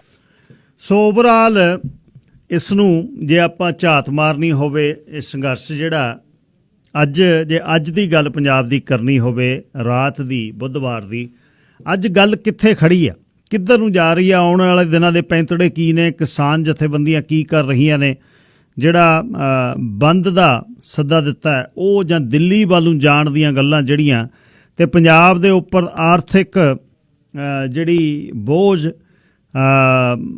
ਨਾਲ ਹੀ ਕੋਲੇ ਦੇ ਕਰਕੇ ਥਰਮਲਾਂ ਦਾ ਬੰਦ ਹੋਣਾ, ਸਬਜ਼ੀਆਂ 100 ਰੁਪਈਏ ਨੂੰ ਹੋ ਗਈਆਂ ਕਿਲੋ, ਲੋਕ ਕੀ ਸੋਚ ਰਹੇ ਨੇ, ਕਿੰਨਾ ਕੁ ਚਿਰ ਕੀ ਇਹ ਸਾਰਾ ਕੁਝ ਜਿਹੜਾ ਪੰਜਾਬ ਦੇ ਵਿੱਚ ਪਹਿਲਾਂ ਕਿਹੜਾ ਝੰਡੇ ਝੂਲਦੇ ਸੀ, ਹਾਲ ਤਾਂ ਆਰਥਿਕ ਪਹਿਲਾਂ ਵੀ ਇਹੀ ਸੀ, ਪਹਿਲਾਂ ਕਿਹੜਾ ਅਮਰਿੰਦਰ ਨੂੰ ਕੁਛ ਉਹ ਦੇ ਰਹੇ ਸੀ, ਪਰ ਕੀ ਇਹ ਸਾਰਾ ਕੁਝ ਜਿਹੜਾ ਕਿਸਾਨ ਸੰਘਰਸ਼ ਦੇ ਖਾਤੇ ਤਾਂ ਨਹੀਂ ਪੈ ਜਾਏਗਾ, ਤੇ ਗਾਂ ਜਿਹੜਾ ਆਉਣ ਵਾਲਾ ਸਮਾਂ ਉਹਦੇ ਵੱਲ ਥੋੜ੍ਹੀ ਜਿਹੀ ਨਿਗਾਹ ਹੋਵੇ ਤਾਂ ਕਿਹੋ ਜਿਹਾ ਤੁਹਾਨੂੰ ਲੱਗਦਾ ਕਿ ਕੀ ਸਮਾਂ ਹੋਏਗਾ? ਦੇਖੋ ਗਿੱਲ ਸਾਹਿਬ, ਅਸੀਂ ਬੜੇ ਅਹਿਮ ਸਮੇਂ ਦੇ ਉੱਤੇ ਖੜੇ ਹਾਂ, ਬੜਾ ਅਹਿਮ ਵਕਤ ਹੈ, ਔਰ ਇਸ ਵਕਤ ਦੇ ਅਸੀਂ ਉਸ ਦੌਰ ਦੇ ਵਿੱਚ ਖੜੇ ਹਾਂ ਜਦ ਕੇਂਦਰ ਸਾਡੇ ਨਾਲ ਸਿੱਧਾ ਆਢਾ ਲੈ ਰਿਹਾ, ਜਦ ਪੰਜਾਬ ਦਿੱਲੀ ਦੇ ਨਾਲ ਸਿੱਧਾ ਆਢਾ ਲੈ ਰਿਹਾ। ਅਜਿਹੇ ਸਮੇਂ ਦੇ ਵਿੱਚ ਜੇ ਸਾਡੇ ਪੰਜਾਬ ਦਾ ਜਿਹੜਾ ਮੁਖੀ ਹੈ ਉਹ ਥੋੜਾ ਸੁਹਿਰਦ ਹੁੰਦਾ ਤਾਂ ਅਸੀਂ ਬੜੇ ਵਧੀਆ ਤਰੀਕੇ ਦੇ ਨਾਲ ਅਜਿਹੇ ਸਮੇਂ ਚੋਂ ਨਿਕਲ ਸਕਦੇ ਸੀ। ਪਰ ਸਾਡੇ ਪੰਜਾਬ ਦਾ ਮੁਖੀ, ਕਿਉਂਕਿ ਖੇਤਰੀ ਕਿਸੇ ਸੂਬਿਆਂ ਦੀ ਅਗਵਾਈ ਕਰਨੀ, ਕੌਮਾਂ ਦੀ ਅਗਵਾਈ ਕਰਨੀ ਇਮਾਨਦਾਰ ਆਗੂਆਂ ਕਰ ਸਕਦੇ ਨੇ, ਜਿਵੇਂ ਕੈਪਟਨ ਅਮਰਿੰਦਰ ਸਿੰਘ ਮੁੰਡੇ ਨੂੰ ਨੋਟਿਸ ਨਿਕਲਿਆ ਐਨਫੋਰਸਮੈਂਟ ਡਾਇਰੈਕਟੋਰੇਟ ਦਾ, ਭਾਵੇਂ ਉਹ ਕੇਂਦਰ ਦੀ ਚਾਲ ਹੈ, ਪਰ ਕਿਤੇ ਨਾ ਕਿਤੇ ਸਵਾਲ ਕੈਪਟਨ ਅਮਰਿੰਦਰ ਸਿੰਘ ਤੇ ਖੜੇ ਨੇ, ਤਾਂ ਇਹ ਮੈਨੂੰ ਨਹੀਂ ਲੱਗਦਾ ਅਗਵਾਈ ਕਰ ਸਕਦਾ। ਅਸੀਂ ਕਿਊਬਾ ਦੀ ਉਦਾਹਰਨ ਲੈ ਸਕਦੇ ਹਾਂ, ਅਮਰੀਕਾ ਨੇ ਉਹਨਾਂ ਦਾ ਵੀ ਏਦਾਂ ਹੀ ਘੇਰਾਬੰਦੀ ਕੀਤੀ, ਏਦਾਂ ਹੀ ਨਾਕਾਬੰਦੀ ਕੀਤੀ, ਉਹਨਾਂ ਨੂੰ ਚੀਜ਼ਾਂ ਦੇਣੀਆਂ ਬੰਦ ਕਰਤੀਆਂ, ਉਹਨਾਂ ਨੇ ਊਠ ਜੋੜ ਲਏ। ਔਰ ਗਿੱਲ ਸਾਹਿਬ ਆਪਣੇ ਸਾਹਮਣੇ ਉਦਾਹਰਨ ਹੈ ਕਿਊਬਾ ਦੀ, ਅਮਰੀਕਾ ਕਹਿੰਦੀ ਝਾਕੇ ਨਹੀਂ, ਭਾਰਤ ਅਮਰੀਕਾ ਕੋਲ ਜਾ ਕੇ 1990 ਤੋਂ ਮਨਮੋਹਨ ਸਿੰਘ ਤੋਂ ਲੈ ਕੇ ਅੱਜ ਨਰਿੰਦਰ ਮੋਦੀ ਤੱਕ ਜਾ ਕੇ ਗੋਦੀ ਬਹਿ ਜਾਂਦੇ ਨੇ ਔਰ ਉੱਥੋਂ ਆਰਥਿਕ ਮਦਦ ਲੈ ਕੇ ਭਾਰਤ ਦੀਆਂ ਨੀਤੀਆਂ ਬਣਾਉਂਦੇ ਨੇ, ਪਰ ਉਹ ਝਾਕੇ ਨਹੀਂ, ਉਹਨਾਂ ਨੇ ਆਪਣੇ ਤੌਰ ਦੇ ਉੱਤੇ ਸਾਰਾ ਸਿਸਟਮ ਡਿਵੈਲਪ ਕਰ ਲਿਆ। ਸੋ ਅੱਜ ਜਦੋਂ ਕੇਂਦਰ ਨੇ ਸਾਡੇ ਕਣੀ ਨੂੰ ਸਾਰਾ ਕੁਝ ਬੰਦ ਕਰਤਾ, ਬੜਾ ਵਧੀਆ ਮੌਕਾ ਕਿ ਕੇਂਦਰ ਕਣੀ ਕੈਪਟਨ ਅਮਰਿੰਦਰ ਸਿੰਘ ਮਾਰੇ ਲਲਕਾਰਾ ਵੀ ਨੋ ਲੀਡ, ਤੁਹਾਡੀ ਲੋੜ ਹੀ ਨਹੀਂ ਸਾਨੂੰ ਕੋਈ, ਤੁਸੀਂ ਕੋਲਾ ਬੰਦ ਕੀਤਾ, ਸਾਡੇ ਕੋਲ ਪਰਾਲੀ ਪਈ ਹੈ, ਚੱਕ ਕੇ ਪਰਾਲੀ ਸਾਰੀ ਇਕੱਠੀ ਕਰਕੇ ਕਿਸਾਨਾਂ ਨੂੰ ਦੇਵੇ ਮੁਆਵਜ਼ਾ, ਔਰ ਕਿਸਾਨ ਜਥੇਬੰਦੀਆਂ ਨਾਲ ਕਰੇ ਗੱਲ ਵੀ 200 ਰੁਪਈਆ ਪ੍ਰਤੀ ਕੁਆਂਟਲ ਜਾਂ 3000 ਰੁਪਈਆ ਪ੍ਰਤੀ ਏਕੜ ਜਿਹੜਾ ਮੰਗ ਰਹੇ ਨੇ ਉਹ ਦੇ ਕੇ ਸਾਰੇ ਥਰਮਲ ਚੱਲ ਪੈਣਗੇ ਪਰਾਲੀ ਦੇ ਉੱਤੇ, ਔਰ 6 ਮਹੀਨਿਆਂ ਦੀ ਮੈਂ ਗਰੰਟੀ ਕਰਦਾ ਗਿੱਲ ਸਾਹਿਬ ਜਿੰਨੀ ਪਰਾਲੀ ਪਈ ਹੈ। ਔਰ ਇਸ ਤੋਂ ਇਲਾਵਾ ਜਿਹੜੀ ਆਰਥਿਕ ਇਮਦਾਦ ਦੀ ਗੱਲ ਹੈ, ਪੰਜਾਬ GST ਦੇਣੀ ਬੰਦ ਕਰਨ, ਵੀ ਅਸੀਂ ਨਹੀਂ ਲਾਗੂ ਕਰਦੇ ਤੁਹਾਡੀ GST, ਜਿਹੜਾ ਪੈਸੇ ਫਸ ਗਏ ਪੰਜਾਬ ਟੈਕਸ ਆਪਦੇ ਅਲੱਗ ਇਕੱਠੇ ਕਰੇ। ਔਰ ਉਦੋਂ ਬਾਅਦ ਜਿਹੜੇ ਪੰਜਾਬ ਦੇ ਮਸਲੇ ਨੇ, ਪੰਜਾਬ ਦੇ ਮਸਲਿਆਂ ਦੇ ਉੱਤੇ ਕੇਂਦਰਿਤ ਹੋਵੇ ਐਜੀਟੇਸ਼ਨ। ਜਿੰਨੇ ਵੀ ਪੰਜਾਬ ਦੇ MLA ਨੇ, ਜਿੰਨੇ ਪੰਜਾਬ ਦੇ MP ਨੇ, ਚਾਹੇ ਰਾਜ ਸਭਾ ਮੈਂਬਰ ਨੇ ਚਾਹੇ ਲੋਕ ਸਭਾ ਮੈਂਬਰ ਨੇ, ਉਹ ਸਿੱਧਾ ਲਾਉਣ ਕੇਂਦਰ ਦੇ ਨਾਲ, ਔਰ ਪੰਜਾਬ ਦੀਆਂ ਕਿਸਾਨ ਜਥੇਬੰਦੀਆਂ ਨੂੰ ਲਾਉਣ ਮੂਹਰੇ, ਅਗਵਾਈ ਕਰਨ। ਔਰ ਜਿਵੇਂ ਭਾਰਤ ਦੀਆਂ ਕਿਸਾਨ ਜਥੇਬੰਦੀਆਂ ਇਕੱਠੀਆਂ ਹੋ ਗਈਆਂ, ਹੁਣ ਇਹ ਲੜਾਈ ਐਜੀਟੇਸ਼ਨ ਹੈ ਜਿਹੜੀ ਪੰਜਾਬ ਤੋਂ ਬਾਹਰੋਂ ਵੀ ਪੰਜਾਬ ਦੀ ਸਪੋਰਟ ਦੇ ਵਿੱਚ ਜਿਹੜੀ ਉਹ ਆਉਣ ਵਾਲੇ ਦਿਨਾਂ ਦੇ ਵਿੱਚ ਭੁਗਤੂਗੀ। ਖੈਰ ਇਹਨਾਂ ਦਿਨਾਂ ਦੇ ਵਿੱਚ ਥੋੜਾ ਗਿੱਲ ਸਾਹਿਬ ਮਾਹੌਲ ਇਸ ਕਰਕੇ ਵੀ ਕਿਸਾਨ ਜਥੇਬੰਦੀਆਂ ਦਾ ਠੰਡਾ ਸੀਜ਼ਨ ਚੱਲ ਰਿਹਾ। ਹੁਣ ਕਿਸਾਨ ਨੇ ਜਿਹੜੇ ਉਹ ਸੀਜ਼ਨ ਦੇ ਵਿੱਚ ਵੀ ਉਲਝੇ ਹੋਏ ਨੇ। ਅੱਜ ਭਾਰਤੀ ਜਨਤਾ ਪਾਰਟੀ ਦਾ ਇੱਕ ਪੰਜਾਬ ਦਾ ਆਗੂ ਆ, ਉਹ ਮਦਨ ਮੋਹਨ ਮਿੱਤਲ, ਉਹ ਤਾਂ ਬਿਆਨ ਵੀ ਦੇ ਰਿਹਾ ਸੀ, ਕਹਿੰਦਾ ਕਿਸਾਨ ਤਾਂ ਖੇਤਾਂ 'ਚ ਨੇ ਜਾਂ ਮੰਡੀਆਂ 'ਚ ਨੇ, ਕਹਿੰਦਾ ਜਿਹੜੇ ਧਰਨਿਆਂ ਤੇ ਬੈਠੇ ਨੇ ਉਹ ਕਿਸਾਨ ਨਹੀਂ ਹੈਗੇ। ਇੱਕ ਹੋਰ ਤਰੁਣ ਚੁੱਗ ਵੀ ਅੱਜ ਬਿਆਨ ਦੇ ਰਿਹਾ ਸੀ, ਕਹਿੰਦਾ ਇਹ ਅਰਬਨ ਨਕਸਲ ਹੈ। ਤਾਂ ਇਹ ਹੁਣ ਭਾਰਤੀ ਜਨਤਾ ਪਾਰਟੀ ਗੱਲ ਨੂੰ ਇਸ ਪਾਸੇ ਨੂੰ ਲਿਜਾਊਗੀ। ਭਾਰਤੀ ਜਨਤਾ ਪਾਰਟੀ ਨੂੰ ਇਹ ਵੀ ਕਹਿ ਕੇ ਫੌਜਾਂ ਭੇਜ ਸਕਦੀ ਹੈ ਵੀ ਉੱਥੇ ਖਾਲਿਸਤਾਨ ਡਿਵੈਲਪ ਹੋ ਰਿਹਾ, ਇਹ ਕਹਿ ਕੇ ਫੌਜਾਂ ਭੇਜ ਰਹੀ ਹੈ ਵੀ ਉੱਥੇ ਨਕਸਲਵਾਦ ਡਿਵੈਲਪ ਹੋ ਰਿਹਾ। ਔਰ BJP ਹੈ ਜਿਹੜੀ ਹੁਣ ਆਉਣ ਵਾਲੇ ਦਿਨਾਂ 'ਚ ਦਾਲ ਆਈ ਬੈਠੀ ਹੈ ਰਾਸ਼ਟਰਪਤੀ ਰਾਜ ਵਾਲੇ ਪਾਸੇ ਨੂੰ ਵੀ, ਜਿਹੜਾ ਉਹ ਪੰਜਾਬ ਨੂੰ ਲਿਜਾ ਸਕਦੇ ਨੇ। ਜਿਵੇਂ ਉਹ ਕੈਪਟਨ ਅਮਰਿੰਦਰ ਸਿੰਘ ਨੂੰ ਚਿੱਠੀ ਕੱਢੀ ਹੈ ਉਹਨਾਂ ਨੇ ਵੀ ਤੁਸੀਂ ਪੰਜਾਬ ਦੇ ਵਿੱਚ ਜਿਹੜਾ ਉਹ ਖਾਲੀ ਕਰਾਓ, ਰੇਲਵੇ ਦੀਆਂ ਟਰੈਕ ਖਾਲੀ ਪਏ ਨੇ, ਪਹਿਲਾਂ ਕਹਿੰਦੇ ਗਰੰਟੀ ਕਰੋ ਵੀ ਕਿਸੇ ਸਾਡੇ ਸੁਰੱਖਿਆ ਗਾਰਡ ਨੂੰ ਕੁਛ ਨਹੀਂ ਹੋਊਗਾ, ਕਿਸੇ ਸਾਡੀ ਰੇਲ ਗੱਡੀ ਨੂੰ ਨੁਕਸਾਨ ਨਹੀਂ ਪਹੁੰਚਾਇਆ ਜਾਊਗਾ। ਹੁਣ ਪੰਜਾਬ ਵਾਲਿਆਂ ਨੂੰ ਪਤਾ ਹੈ ਵੀ ਰੇਲ ਗੱਡੀਆਂ ਵੀ ਸਾਡੀਆਂ ਨੇ, ਰੇਲਵੇ ਟਰੈਕ ਵੀ ਸਾਡੇ ਨੇ, ਪ੍ਰਾਪਰਟੀ ਸਾਡੀ ਆ, ਤੁਹਾਡੀ ਥੋੜੀ ਹੈ। ਔਰ ਪੰਜਾਬ ਵਾਲੇ ਲੋਕ ਕਦੇ ਵੀ ਏਦਾਂ ਨਹੀਂ ਕੀਤਾ, ਅੱਜ ਤੱਕ ਵੀ ਕੀਤਾ ਤਾਂ ਏਜੰਸੀਆਂ ਨੇ ਕੀਤਾ ਤਾਂ ਹਕੂਮਤਾਂ ਨੇ ਕੀਤਾ, ਹਕੂਮਤਾਂ ਦੇ ਪਾਲੇ ਹੋਏ ਕੈਟਾਂ ਨੇ ਕੀਤਾ। ਨਹੀਂ ਪੰਜਾਬ ਵਾਲੇ ਰੇਲਾਂ ਥੋੜੀ ਤੋੜਦੇ ਫਿਰਦੇ ਨੇ ਜਾਂ ਰੇਲਵੇ ਲਾਈਨਾਂ ਥੋੜੀ ਫੂਕਦੇ ਫਿਰਦੇ ਨੇ। ਸੋ ਇਹ ਬੜੀਆਂ ਗਿੱਲ ਸਾਹਿਬ ਜਿਹੜੀਆਂ ਗੁੰਝਲਦਾਰ ਚੀਜ਼ਾਂ ਦੇ ਵਿੱਚ ਕੇਂਦਰ ਪੰਜਾਬ ਨੂੰ ਉਲਝਾ ਰਿਹਾ ਹੈ। ਅਜਿਹੇ ਸਮੇਂ ਦੇ ਵਿੱਚ ਸੁਹਿਰਦ ਲੀਡਰਸ਼ਿਪ ਦੀ ਲੋੜ ਹੈ, ਜਿਹੜੀ ਪੰਜਾਬ ਨੂੰ ਇੱਕ ਨਵਾਂ ਰਸਤਾ, ਇੱਕ ਨਵਾਂ ਮਾਰਗ ਆ ਜਿਹੜਾ ਉਹ ਦਿਖਾ ਸਕੇ। ਜੀ ਧੰਨਵਾਦ ਬਹੁਤ ਬਹੁਤ। ਤੇ ਕੱਲ੍ਹ ਨੂੰ ਫੇਰ ਆਪਾਂ ਪੰਜਾਬ ਦੇ ਝਰੋਖੇ ਦੇ ਵਿੱਚੋਂ ਗੱਲਬਾਤ ਕਰਾਂਗੇ। ਤੁਹਾਡੇ ਸਮੇਂ ਲਈ ਧੰਨਵਾਦ। ਤੇ ਇਹ ਸੈਗਮੈਂਟ ਜਿਹੜਾ ਪੰਜਾਬ ਦੇ ਝਰੋਖੇ 'ਚੋਂ, ਇਸ ਨੂੰ ਤੁਸੀਂ ਸਪਾਂਸਰ ਕਰ ਸਕਦੇ ਹੋ 604-729-1224, ਮੇਰੇ ਨਾਲ ਗੱਲਬਾਤ ਕਰ ਸਕਦੇ ਹੋ। ਧੰਨਵਾਦ ਨਵਕਿਰਨ, ਬਹੁਤ ਬਹੁਤ ਸ਼ੁਕਰੀਆ ਗਿੱਲ ਸਾਹਿਬ ਤੁਹਾਡਾ, ਤੇ ਸਾਰੇ ਸਰੋਤਿਆਂ ਦਾ ਵੀ ਬਹੁਤ ਬਹੁਤ ਧੰਨਵਾਦ ਜੀ। ਸਰ ਨਵਕਿਰਨ ਸਿੰਘ ਪੱਤੀ ਬਰਨਾਲੇ ਤੋਂ ਗੱਲਬਾਤ ਕਰ ਰਹੇ ਸੀ। ਵਪਾਰਕ ਸੰਦੇਸ਼ਾਂ ਤੋਂ ਬਾਅਦ ਵਾਪਸ ਆਉਂਦੇ ਹਾਂ ਜੀ। ਕਲਟ ਜਿਹੜੇ ਨੇ ਨਾ, ਠੱਗੀ ਦੇ ਮਸਾਲੇ ਵਾਲੇ, ਆਪਾਂ ਆਪਣੇ ਭਾਈਚਾਰੇ 'ਚ ਵੇਖਦੇ ਹਾਂ, ਗੱਲਾਂ ਕਰਦੇ ਹਾਂ। ਇਸੇ ਤਰ੍ਹਾਂ ਹੀ ਇਹਨਾਂ ਦੇ ਵਿੱਚ ਵੀ, ਮੇਨ ਸਟਰੀਮ ਦੇ ਵਿੱਚ ਵੀ ਹੈ ਬਹੁਤ, ਜਿਹਨੂੰ ਜਿਹੜੇ ਗੁਰੂ ਕਹਾਉਂਦੇ ਨੇ, ਇਸ ਤਰ੍ਹਾਂ ਦਾ ਹੀ ਇੱਕ ਨੈਕਸੀਅਮ ਕਰਕੇ ਕਲਟ ਸੀ। ਉਹ ਵਿਅਕਤੀ ਦੀ ਸ਼ਖਸੀਅਤ ਨੂੰ ਚਮਕਾਉਣ ਦੇ ਕੋਰਸ ਕਰਾਉਂਦਾ। ਉਹਦੇ ਲੀਡਰ ਕੀਥ ਰੈਨੀਅਰ ਨੂੰ ਕੱਲ੍ਹ 120 ਸਾਲਾਂ ਦੀ ਸਜ਼ਾ ਬੋਲੀ ਆ। ਅਮਰੀਕਾ 'ਚ ਇਹ ਗੱਲ ਪੱਕੀ ਆ, ਜਦ ਦੋਸ਼ ਸਿੱਧ ਹੋ ਜਾਣ ਉਹਦੇ ਬਾਅਦ ਫਿਰ ਬੰਦੇ ਦੀ ਜਿਹੜੀ ਜ਼ਿੰਦਗੀ ਹੈ ਉਹ ਕਹਿੰਦਾ ਵੀ ਅੰਦਰ ਹੀ ਰਹਿਣਾ ਪੈਣਾ। ਵੈਨਕੂਵਰ ਦੀ ਇੱਕ ਇਸਤਰੀ ਸੈਰਾ ਐਡਮੰਡਸਨ, ਉਸਨੇ ਵੀ ਇਹਦੇ ਵਿੱਚ ਗਵਾਹੀ ਦਿੱਤੀ। ਕਰਦਾ ਕੀ ਸੀ ਕਿ ਜਦ ਜਿਹੜੇ ਮੈਂਬਰ ਉਹਨਾਂ ਨੂੰ ਟ੍ਰੇਨਿੰਗ ਦਿੰਦਾ, ਟ੍ਰੇਨਿੰਗ ਤੋਂ ਬਾਅਦ ਕੰਟਰੋਲ ਕਰਦਾ, ਕੰਟਰੋਲ ਤੋਂ ਬਾਅਦ ਫਿਰ ਵਿਕਟਮ ਜਿਹੜੇ ਸੈਕਸ ਟ੍ਰੈਫਿਕਿੰਗ ਦੇ ਲਈ 15 ਸਾਲ ਦੀ ਉਮਰ ਦੀ ਇੱਕ ਘੱਟ ਤੋਂ ਘੱਟ ਉਮਰ ਦੀ ਵੀ ਇੱਕ ਲੜਕੀ ਹੈ, ਜਿਸ ਤੋਂ ਫਿਰ ਉਹਨੇ ਇਸ ਆਪਣੇ ਨਿੱਜੀ ਹਿੱਤਾਂ ਲਈ ਵਰਤਦਾ। ਅਤੇ ਅਕਸਰ ਇਹ ਜਿੰਨੇ ਕਲਟ ਨੇ, ਅਖੀਰ ਇਹਨਾਂ ਦਾ ਹਾਲ ਇਹੀ ਹੁੰਦਾ। ਇਹ ਠੱਗਾਂ ਦਾ ਜਿਹੜਾ ਟੋਲਾ ਹੈ, ਕਮਾਉਂਦਾ ਬਹੁਤ ਆ। ਹਾਲੀਵੁੱਡ ਦੇ ਐਕਟਰਸ ਇਸ ਦੇ ਚੇਲੇ ਸੀ, ਮਿਲੀਨਰ ਸੀ ਹਾਲੀਵੁੱਡ, ਅਤੇ ਯੰਗ ਗਰਲਸ ਜਿਹੜੀਆਂ, ਉਹਨਾਂ ਤੋਂ ਫਿਰ ਇਹ ਗਲਤ ਕੰਮ ਕਰਾਉਂਦਾ, ਨੌਜਵਾਨ ਕੁੜੀਆਂ ਤੋਂ। ਸੋ ਕੀਥ ਰੈਨੀਅਰ ਹੁਣ 120 ਸਾਲ ਲਈ ਅੰਦਰ। ਜੱਜ, US ਡਿਸਟ੍ਰਿਕਟ ਜੱਜ ਨੇ ਨਿਊਯਾਰਕ ਦੇ ਵਿੱਚ। ਇਸ ਹੁਣ ਬਾਅਦ ਦੀਆਂ ਗੱਲਾਂ, ਜਦ ਇੱਕ ਵਾਰ ਬੰਦਾ ਫਸ ਜਾਂਦਾ, ਉਹਦੇ ਬਾਅਦ ਹੁਣ ਸੈਰਾ ਐਡਮੰਡਸਨ ਕਹਿ ਰਹੀ ਹੈ ਵੀ ਮੈਂ ਬਹੁਤ ਖੁਸ਼ ਹਾਂ ਵੀ ਹੁਣ ਇਹ ਅੰਦਰ ਹੋ ਗਿਆ। ਪਹਿਲਾਂ ਟ੍ਰੇਨਿੰਗ ਲੈਣ ਦੇ ਲਈ ਇਹ ਲੋਕ ਜਾਂਦੇ ਰਹੇ, ਉਸ ਦੇ ਨਾਲ 1 to 1 ਉਹ ਟ੍ਰੇਨ ਕਰਦਾ, ਅਤੇ ਬਹੁਤ ਕੁਛ ਸੀ। ਉਹ ਬੜਾ ਕੰਟਰੋਲ ਕਰਦਾ। ਜਿਹੜਾ ਹਿਪਨੋਟਿਜ਼ਮ ਦਾ ਇਸ਼ੂ ਹੈ, ਹਲੇ ਲਾ ਸੂਟ ਕੀਤਾ ਹੋਇਆ, ਇਹਦੇ ਵਿੱਚ ਦਰਜਨਾਂ ਹੀ ਕੈਨੇਡੀਅਨਸ ਨੇ, ਅਤੇ ਉਸਨੇ ਅਬਿਊਜ਼ ਕੀਤਾ ਇਹਨਾਂ ਨੂੰ। ਇਹਦੇ 'ਚ ਵੱਡੀ ਲਾਈਨ ਹੈ ਰੇਨੀਅਰ ਦੀ ਜਿਹੜੀ ਪਰਸਨੈਲਿਟੀ, ਉਸ ਦਾ ਚਿਹਰਾ ਮੋਹਰਾ ਜਿਹੜਾ ਉਹ ਫਾਊਂਡਰ ਤੇ leader C vanguard to followers, ਉਸ ਨੂੰ ਇਹ ਸੋਚਦੇ ਕਿ ਇਹ ਸਾਡਾ ਸਭ ਕੁਝ ਕਰੇਗਾ। ਜਾਂ ਨੈਕਸੀਅਮ ਬ੍ਰਾਂਡਿੰਗ ਸੈਰੇਮਨੀ ਹੁੰਦੀ ਤਾਂ ਇੱਕ ਖਾਸ ਕਿਸਮ ਦਾ ਜਿਹੜਾ ਸਰੀਰ 'ਤੇ ਸਾਈਨ ਉਹ ਕਰ ਦਿੰਦੇ। ਐਡਮੰਡਸਨ ਨੇ ਉਹ ਆਪਣਾ ਵੇਸਟ ਤੋਂ ਥੱਲੇ ਸਾਈਨ ਉਕਰਿਆ ਹੋਇਆ ਜਿਹੜਾ ਉਹ ਵੀ ਦਿਖਾਇਆ, ਅਤੇ ਨੈਕਸੀਅਮ ਦੀ ਬ੍ਰਾਂਡਿੰਗ ਹੈ। ਅਤੇ ਹੁਣ ਸਿਊ ਹੋ ਰਿਹਾ ਹੈ ਗਰੁੱਪ, ਅਤੇ ਐਲਿਸਨ ਮੈਕ ਫਾਰਮਰ ਐਕਟਰਸ, ਉਸਨੇ ਵੀ ਉਹ ਨਾਲ ਇਸ ਦੇ ਜਿਹੜੀ ਕੰਮ ਕਰਦੀ ਰਹੀ, ਉਸਨੇ ਵੀ ਗਿਲਟੀ ਪਲੀ ਕੀਤਾ। ਸੋ 120 ਸਾਲ ਦੀ ਸਜ਼ਾ ਜਿਹੜੀ ਹੋਈ ਹੈ ਇਸ ਕਲਟ ਦੇ ਲੀਡਰ ਨੂੰ।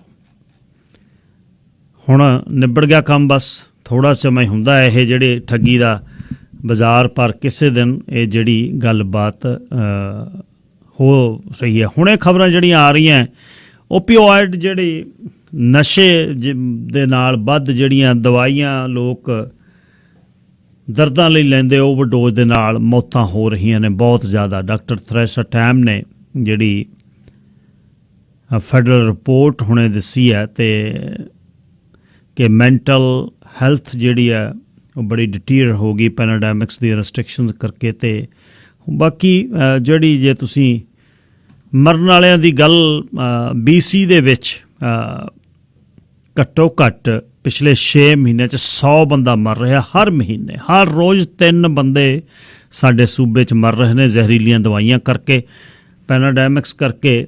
ਹੁਣ ਇਹਦੇ 'ਚ ਸਰਕਾਰਾਂ ਪਤਾ ਕੀ ਕਹਿ ਰਹੀਆਂ ਨੇ, ਉਹ ਇਹ ਕਹਿ ਰਹੀਆਂ ਨੇ ਵੀ ਨਸ਼ੇ ਬਾਹਰੋਂ ਨਹੀਂ ਆ ਰਹੇ, ਇੱਥੇ ਫਿਰ ਬਣਾਉਣ ਕਰਕੇ ਇਹਨਾਂ 'ਚ ਨਸ਼ਾ ਵੱਧ ਪੈਂਦਾ ਅਤੇ ਇਹਦੇ ਨਾਲ ਮਰ ਰਹੇ ਨੇ।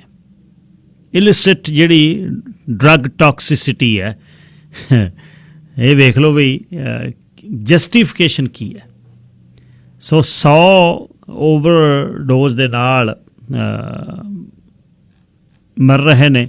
ਸਮੋਕਿੰਗ ਅਤੇ ਡਰਿੰਕਿੰਗ ਬਹੁਤ ਵੱਧ ਰਿਹਾ ਬੰਦ ਦੇ ਕਰਕੇ। $2,000 ਸਸਤਾ ਜਦ ਮਿਲਣ ਲੱਗ ਗਿਆ, ਜੇ ਕਿਸੇ ਨੇ 2019 'ਚ ਵੀ ਕੰਮ ਕੀਤਾ ਐਲੀਜੀਬਲ ਹੈ, 500 ਘੰਟੇ ਲੱਗੇ ਨੇ 2000 ਚੱਕ ਤੂੰ ਵੀ।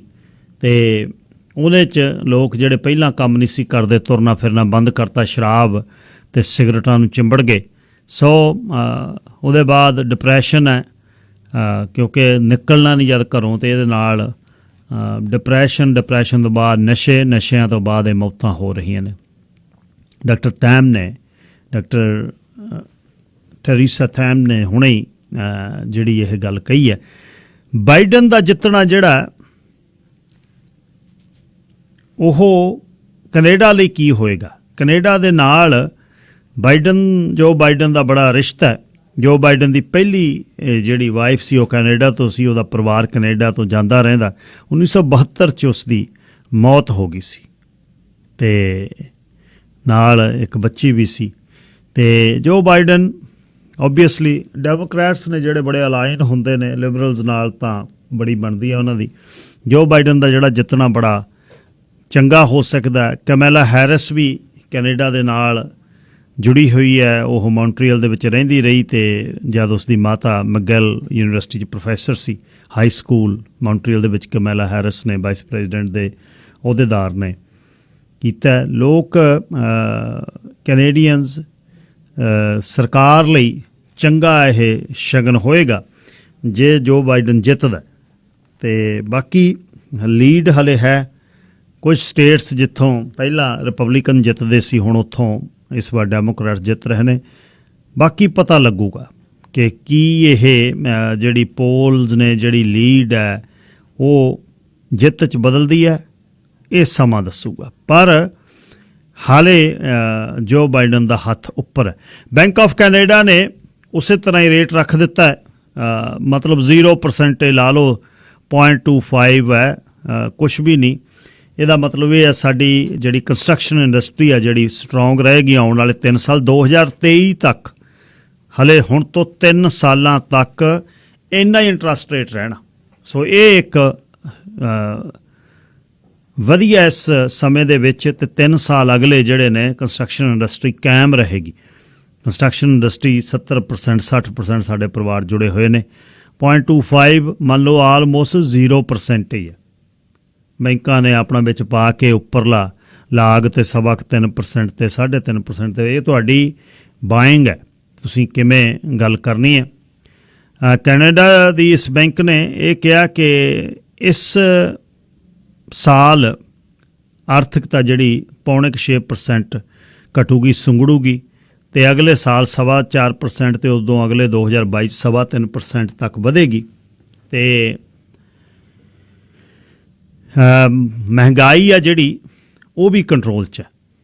ਸੋ ਇਹ ਇੱਕ ਬਹੁਤ ਵਧੀਆ ਜਿਹੜਾ ਆਉਣ ਵਾਲੇ ਸਮੇਂ 'ਚ ਆਰਥਿਕਤਾ ਲਈ ਠੁੰਮਣਾ ਹੈ ਕੰਸਟਰਕਸ਼ਨ ਇੰਡਸਟਰੀ ਦੇ ਵੱਡੇ ਪ੍ਰੋਜੈਕਟ। ਪਰ ਇੱਕ ਗੱਲ ਜ਼ਰੂਰ ਖਿਆਲ ਰੱਖੋ, ਫਲਿੱਪਰਸ ਨੂੰ ਪਰਾਂ ਰੱਖੋ ਪਲੀਜ਼। ਫਲਿੱਪਰਸ ਦਾ ਬਹੁਤ ਵੱਡਾ ਇਸ਼ੂ ਹੈ। ਜਿਵੇਂ ਵੱਡੀਆਂ ਸੇਲਜ਼ ਸਰੀ ਦੇ ਕਲੇਟਨ 'ਚ ਹੋ ਰਹੀਆਂ, 4-4 ਲੱਖ ਦਾ ਯੂਨਿਟ, ਮੰਨ ਲਓ ਅੱਧਾ ਯੂਨਿਟ ਜਿਹੜਾ ਡਿਊਪਲੈਕਸ ਦਾ 8 ਲੱਖ ਦੀ ਲਾਟ, ਉਹ ਮਿਲੀਅਨ ਡਾਲਰ ਦੇ ਵਿੱਚ ਫਲਿੱਪ ਹੋ ਰਹੀ ਆ। 2-2 ਲੱਖ ਡਾਲਰ ਫਲਿੱਪ ਦਾ ਉਹ ਕੱਢ ਕੇ ਲੈ ਜਾਂਦੇ ਨੇ ਅਰਕ ਤੁਹਾਡਾ। ਜੇ ਹੁਣ ਉਸ ਨੂੰ ਵੇਖੋ, ਕੋਈ 480 ਚੋਂ 490 ਦਾ ਅੱਧਾ ਡਿਊਪਲੈਕਸ ਲੈ ਰਿਹਾ, ਹਲੇ 2 ਸਾਲ ਦਾ ਸਮਾਂ, 1.5 ਸਾਲ ਦਾ ਜੁਲਾਈ ਦੇ ਵਿੱਚ ਉਹ ਬਣੂਗਾ ਤੇ ਉਹਦੀ ਕੰਸਟਰਕਸ਼ਨ ਕਾਸਟ ਜੇ ਉਹ ਮੰਨ ਲਓ 2800 3000 ਸਕੁਅਰ ਫੁੱਟ ਹੈ ਤਾਂ ਉੱਪਰ 3.5 ਲੱਖ ਤੱਕ ਖਰਚ, 5 ਤੇ 3.5 8.5 50,000 ਕੈਰਿੰਗ ਕਾਸਟ, 9 ਕਿੰਨੇ ਦਾ ਡਿਊਪਲੈਕਸ ਅੱਧਾ ਵਿਕੂਗਾ? ਵੱਧ ਤੋਂ ਵੱਧ 9.5 ਦਾ। 50,000 ਦੇ ਲਈ 2 ਬਣਾਉਣ ਵਾਲੇ ਨੇ ਜਿਹਨੇ ਲੈ ਲਈ ਫਲਿੱਪ, ਉਹਨੂੰ 2 ਸਾਲ ਰਗੜ ਕੇ 50,000 ਬਣਨਾ। ਜਿਹੜਾ ਮੱਖਣੀ ਲਾ ਕੇ ਹੁਣ ਲੈ ਗਿਆ 90,000 ਦੀ ਜਾਂ 85,000 ਦੀ ਜਾਂ 80,000 ਦੀ, ਉਹ ਬੜੀ ਹਿਰਦੇ ਵੇਦਕ ਹੈ। ਫਲਿੱਪਰਸ ਜਿਹੜੇ ਨੇ, ਫਲਿੱਪਰਸ ਕਮਿਊਨਿਟੀ ਦੇ ਵਿੱਚੋਂ ਨਿਕਲਣੇ ਚਾਹੀਦੇ ਨੇ। ਪਰ ਇਹ ਡੀਪ ਪੌਕਟਸ ਵਾਲੀਆਂ ਜਿਹੜੀਆਂ ਸ਼ਾਰਕਸ ਨੇ, ਜਿਨ੍ਹਾਂ ਨੇ ਪੈਸੇ ਬਣਾਏ ਹੋਏ ਨੇ, ਉਹ ਵੱਡੀਆਂ ਕੰਪਨੀਆਂ ਜਿਹਦੇ 'ਚ ਖੜ ਨਹੀਂ ਦਿੰਦੇ ਉਹ ਮਾੜੇ ਬੰਦੇ ਨੂੰ। ਹੁਣ ਇੱਕ ਹੋਰ ਬੜਾ ਹੋਇਆ, ਕਲਸਟਰ ਦੇ ਵਿੱਚ ਉਹ ਫਲਿੱਪ ਕਰਦੇ ਆ। ਮੰਨ ਲਓ 30 ਲਾਟਾਂ 40 ਲਾਟਾਂ 50 ਬੰਦੇ ਨਹੀਂ ਲੱਭਦੇ, ਉਹ ਇੱਕ ਬੰਦੇ ਨੂੰ ਲੱਭ ਲੈਂਦੇ, ਉਹਨੂੰ ਕਹਿੰਦੇ ਤੂੰ 50, ਉਹ ਵੀ ਗਾਹਾਂ ਗੇਰ ਪਾਉਂਦੇ ਆ। ਉਹ ਕਹਿੰਦੇ ਨਾ, ਇਕੱਠੀਆਂ ਹੀ ਵੇਚਣੀਆਂ ਨੇ, ਬਾਕੀ ਤੁਸੀਂ ਗਾਹ ਵੇਖੋ। ਇਹ ਫਲਿੱਪਿੰਗ ਨੇ ਜਿਹੜੀ ਸਾਡੀ ਇੰਡਸਟਰੀ ਦਾ ਸੱਤਿਆਨਾਸ਼ ਕੀਤਾ ਤੇ ਇਸ ਦਾ ਖਿਆਲ ਰੱਖਣਾ ਚਾਹੀਦਾ ਕਿ ਅਸੀਂ ਇਸ ਨੂੰ ਕੰਟਰੋਲ ਕਿਵੇਂ ਕਰੀਏ। ਇਸ ਹਿੱਸੇ ਦੇ ਵਿੱਚ ਜਿਹੜੀ ਗੱਲਬਾਤ ਕਰਨੀ ਹੈ ਤੁਹਾਡੇ ਨਾਲ ਮੈਂ ਹੁਣ, ਤੁਸੀਂ ਸ਼ਾਮਲ ਹੋਇਓ ਮੇਰੇ ਨਾਲ, ਉਹ ਹੈ ਇਸ ਕੋਵਿਡ ਦੇ ਪੈਂਡੈਮਿਕਸ ਦੇ ਬਾਰੇ। ਇਹ ਜਿਹੜੀ ਮਹਾਮਾਰੀ ਚੱਲ ਰਹੀ ਹੈ, ਇਹਦਾ ਜਿਹੜਾ ਇਸ ਨੂੰ ਸਾਡਾ ਭਾਈਚਾਰਾ ਕਿਵੇਂ ਲੈਂਦਾ। ਸ਼ਾਮਲ ਹੋਇਓ ਮੇਰੇ ਨਾਲ। ਪਿਛਲੇ 4 ਦਿਨਾਂ ਤੋਂ ਇੱਕ ਵੀਡੀਓ ਵਾਇਰਲ ਹੋਈ ਹੈ ਡੈਲਟਾ ਦੀ, ਜਿਹਨੇ 3 ਘਰਾਂ ਦੀਆਂ ਚੱਕ ਕੇ ਗਬਲੀਆਂ ਫੈਂਸਾਂ ਤੇ ਉੱਥੇ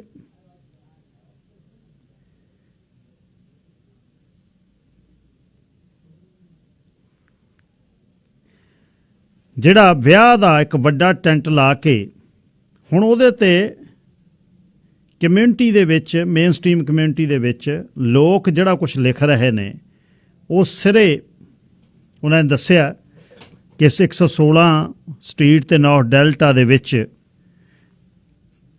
ਫੈਮਿਲੀ ਮੈਂਬਰ ਰਹਿੰਦਾ। 3 ਨੇਬਰ ਹਾਊਸ ਜਿਹੜੇ ਨੇ ਉਹਨਾਂ ਨੇ ਫੈਂਸ ਕਰਕੇ ਬੈਕ ਯਾਰਡ ਨੂੰ ਇੱਕ ਵੱਡਾ ਜਿਹੜਾ ਇੱਕ ਟੈਂਟ ਲਾਉਣ ਦੇ ਲਈ ਖੋਲ੍ਹ ਲਿਆ।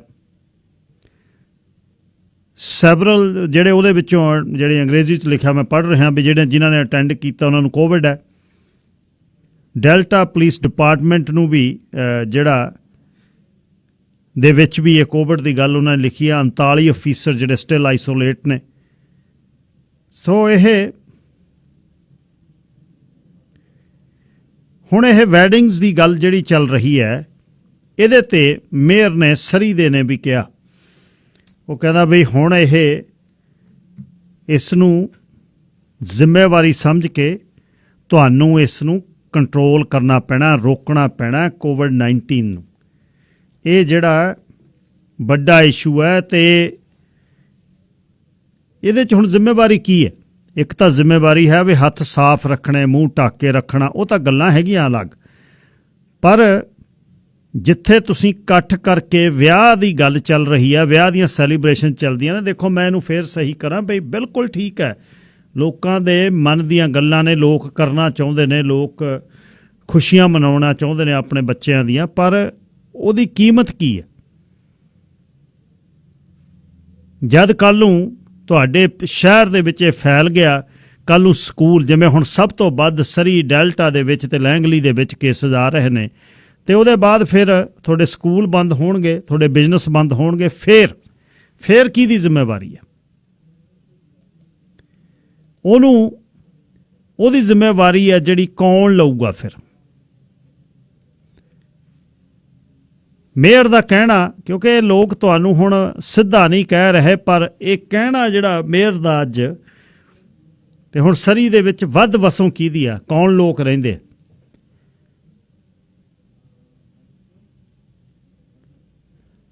ਜਦ ਕਮਿਊਨਿਟੀ ਦੇ ਵਿੱਚ ਇਹ ਫੈਲ ਗਿਆ ਤੇ ਫਿਰ ਕੀ ਕਰੋਗੇ?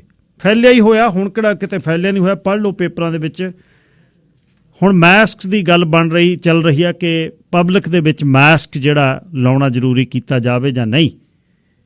ਡਾਕਟਰ ਬੋਨੀ ਹੈਨਰੀ ਨੇ ਇਹ ਗੱਲ ਕੀਤੀ ਹੈ। 6 ਜਣੇ ਉਹਨੇ ਕਿਹਾ ਹਾਊਸ ਹੋਲਡ ਦੇ, ਪਲੱਸ 6 ਜਿਹੜੇ ਰਿਸਟ ਪੋਸਟ ਨੇ, 6 ਪ੍ਰਾਹੁਣੇ ਆ ਸਕਦੇ ਨੇ। 604 204 0600 ਭਾਈਚਾਰਾ ਇਹਦੇ ਵਿੱਚ ਕੀ ਕਰ ਸਕਦਾ? ਇਹ ਵਿਆਹਾਂ ਦੀ ਗੱਲ, ਕੱਲ ਇੱਕ ਪਿਕਚਰ, ਮੈਨੂੰ ਕੱਲ ਵੀ ਇੱਕ ਵੀਡੀਓ, ਇੱਕ ਪਿਕਚਰ ਕਿਸੇ ਨੇ ਭੇਜੀ ਜਿਹ 'ਚ ਤਿਆਰੀ ਸੀ ਵਿਆਹ ਦੀ, ਵੱਡਾ ਟੈਂਟ, ਤੇ ਉਹਨਾਂ ਨੇ ਦੱਸਤਾ ਸੀ, ਕਹਿੰਦੇ ਕੋਈ ਨਾ ਟਾਸਕ ਫੋਰਸ ਵਾਲੇ ਚੱਲੇ ਨੇ। ਹੁਣ ਇੱਕ ਟਾਸਕ ਫੋਰਸ ਜਿਹੜੀ ਸਰੀ RCMP ਬਾਈਲਾ ਆਫੀਸਰ ਸਰੀ ਦੇ, ਉਹਨਾਂ ਨੇ ਸੈੱਟ ਕੀਤੀ ਹੈ, ਤੇ ਉਹਨਾਂ ਨੇ ਹੁਣ ਫੜਨੇ ਨੇ ਜਾ ਕੇ ਇਹ ਜਿਹੜੇ ਵਿਆਹਾਂ ਵਾਲੇ ਨੇ, ਜਿਹੜੇ ਵੱਡਿਆਂ ਇਕੱਠਾਂ ਵਾਲੇ ਨੇ। 3-3 ਘਰਾਂ ਦੀਆਂ ਫੈਂਸਾਂ ਚੱਕ ਕੇ, ਜੇ 60-60 ਫੁੱਟ 50-50 ਫੁੱਟ ਪਿਛਲਾ ਏਰੀਆ, 150 ਫੁੱਟ, ਤੇ ਬਾਈ ਜੇ ਪਿੱਛੇ ਨੂੰ 40 ਫੁੱਟ ਵੀ ਹੋਵੇ, 150 ਫੁੱਟ ਬਾਈ 40 ਫੁੱਟ, ਤੇ ਪਾ ਲਓ ਧੂਤਕੜਾ ਜਿੰਨਾ। ਫਿਰ ਬੈਂਕਟ ਹਾਲ ਕਾਹਨੂੰ ਬੰਦ ਕਰਨੇ? ਜੇ ਆਹ ਕੁਛ ਕਰਨਾ, ਫਿਰ ਉਹਨਾਂ ਦੀ ਤਾਂ ਰੋਟੀ ਚੱਲਦੀ ਰਹੇ, ਉਹਨਾਂ ਤੋਂ ਲੀਜ਼ਾਂ ਦੇ ਨਹੀਂ ਹੁੰਦੀਆਂ, ਉਹਨਾਂ ਦੇ ਮਹਿੰਗਾਈ ਇੰਨੀ ਆ। ਤੇ ਉਹ ਫਿਰ ਹੁਣ ਕਮਿਊਨਿਟੀ, ਇੱਕ ਕੈਂਡੀਡੇਟ ਨਾਲ ਮੇਰੀ ਗੱਲ ਹੋਈ ਸੀ ਕੈਂਪੇਨ ਦੇ ਦੌਰਾਨ, ਉਹ ਕਹਿੰਦੇ ਜੇ ਅਸੀਂ ਨਾਂ ਲੈ ਕੇ ਕਮਿਊਨਿਟੀ ਦਾ ਕਹਿ ਦਿੱਤਾ, ਫਿਰ ਲੋਕਾਂ ਨੇ ਰੇਸਿਜ਼ਮ ਦੇ ਸਾਡੇ ਤੇ ਤਾਨੇ ਮਾਰਨੇ ਨੇ। 604 204 0600 ਇਹ ਜਿਹੜਾ ਕੁਛ ਅਸੀਂ ਕਰ ਰਹੇ ਹਾਂ, ਤੁਸੀਂ ਆਪਣੀ ਨਿੱਜੀ ਜ਼ਿੰਦਗੀ ਦੇ ਵਿੱਚ ਇਸ ਪੈਂਡੈਮਿਕਸ ਨੂੰ ਕੰਟਰੋਲ ਕਰਨ ਲਈ, ਇਸ ਮਹਾਮਾਰੀ ਨੂੰ ਕੰਟਰੋਲ ਕਰਨ ਲਈ ਕੀ ਕਰਦੇ ਹੋ? ਨਿੱਜੀ ਜ਼ਿੰਦਗੀ ਦੀ ਗੱਲ ਦੱਸੋ। ਘਰ ਦੇ ਵਿੱਚ ਆਪ ਕਿਹੜੀ ਗੱਲ ਹੈ ਜਿਹੜੀ ਤੁਸੀਂ ਕਰ ਰਹੇ ਹੋ ਜਿਹਦੇ 'ਚ ਤੁਹਾਨੂੰ ਲੱਗੇ ਮੈਂ ਵੀ ਸੁਰੱਖਿਅਤ ਰਹਾਂ, ਨਾਲ ਆਲੇ ਦੁਆਲੇ ਦੀ ਮੇਰੀ ਕਮਿਊਨਿਟੀ ਵੀ ਥੋੜ੍ਹੀ ਕੰਮ ਵਾਲੀ ਜਗ੍ਹਾ 'ਤੇ ਕੀ ਕਰਦੇ ਹੋ? 604 204 0600।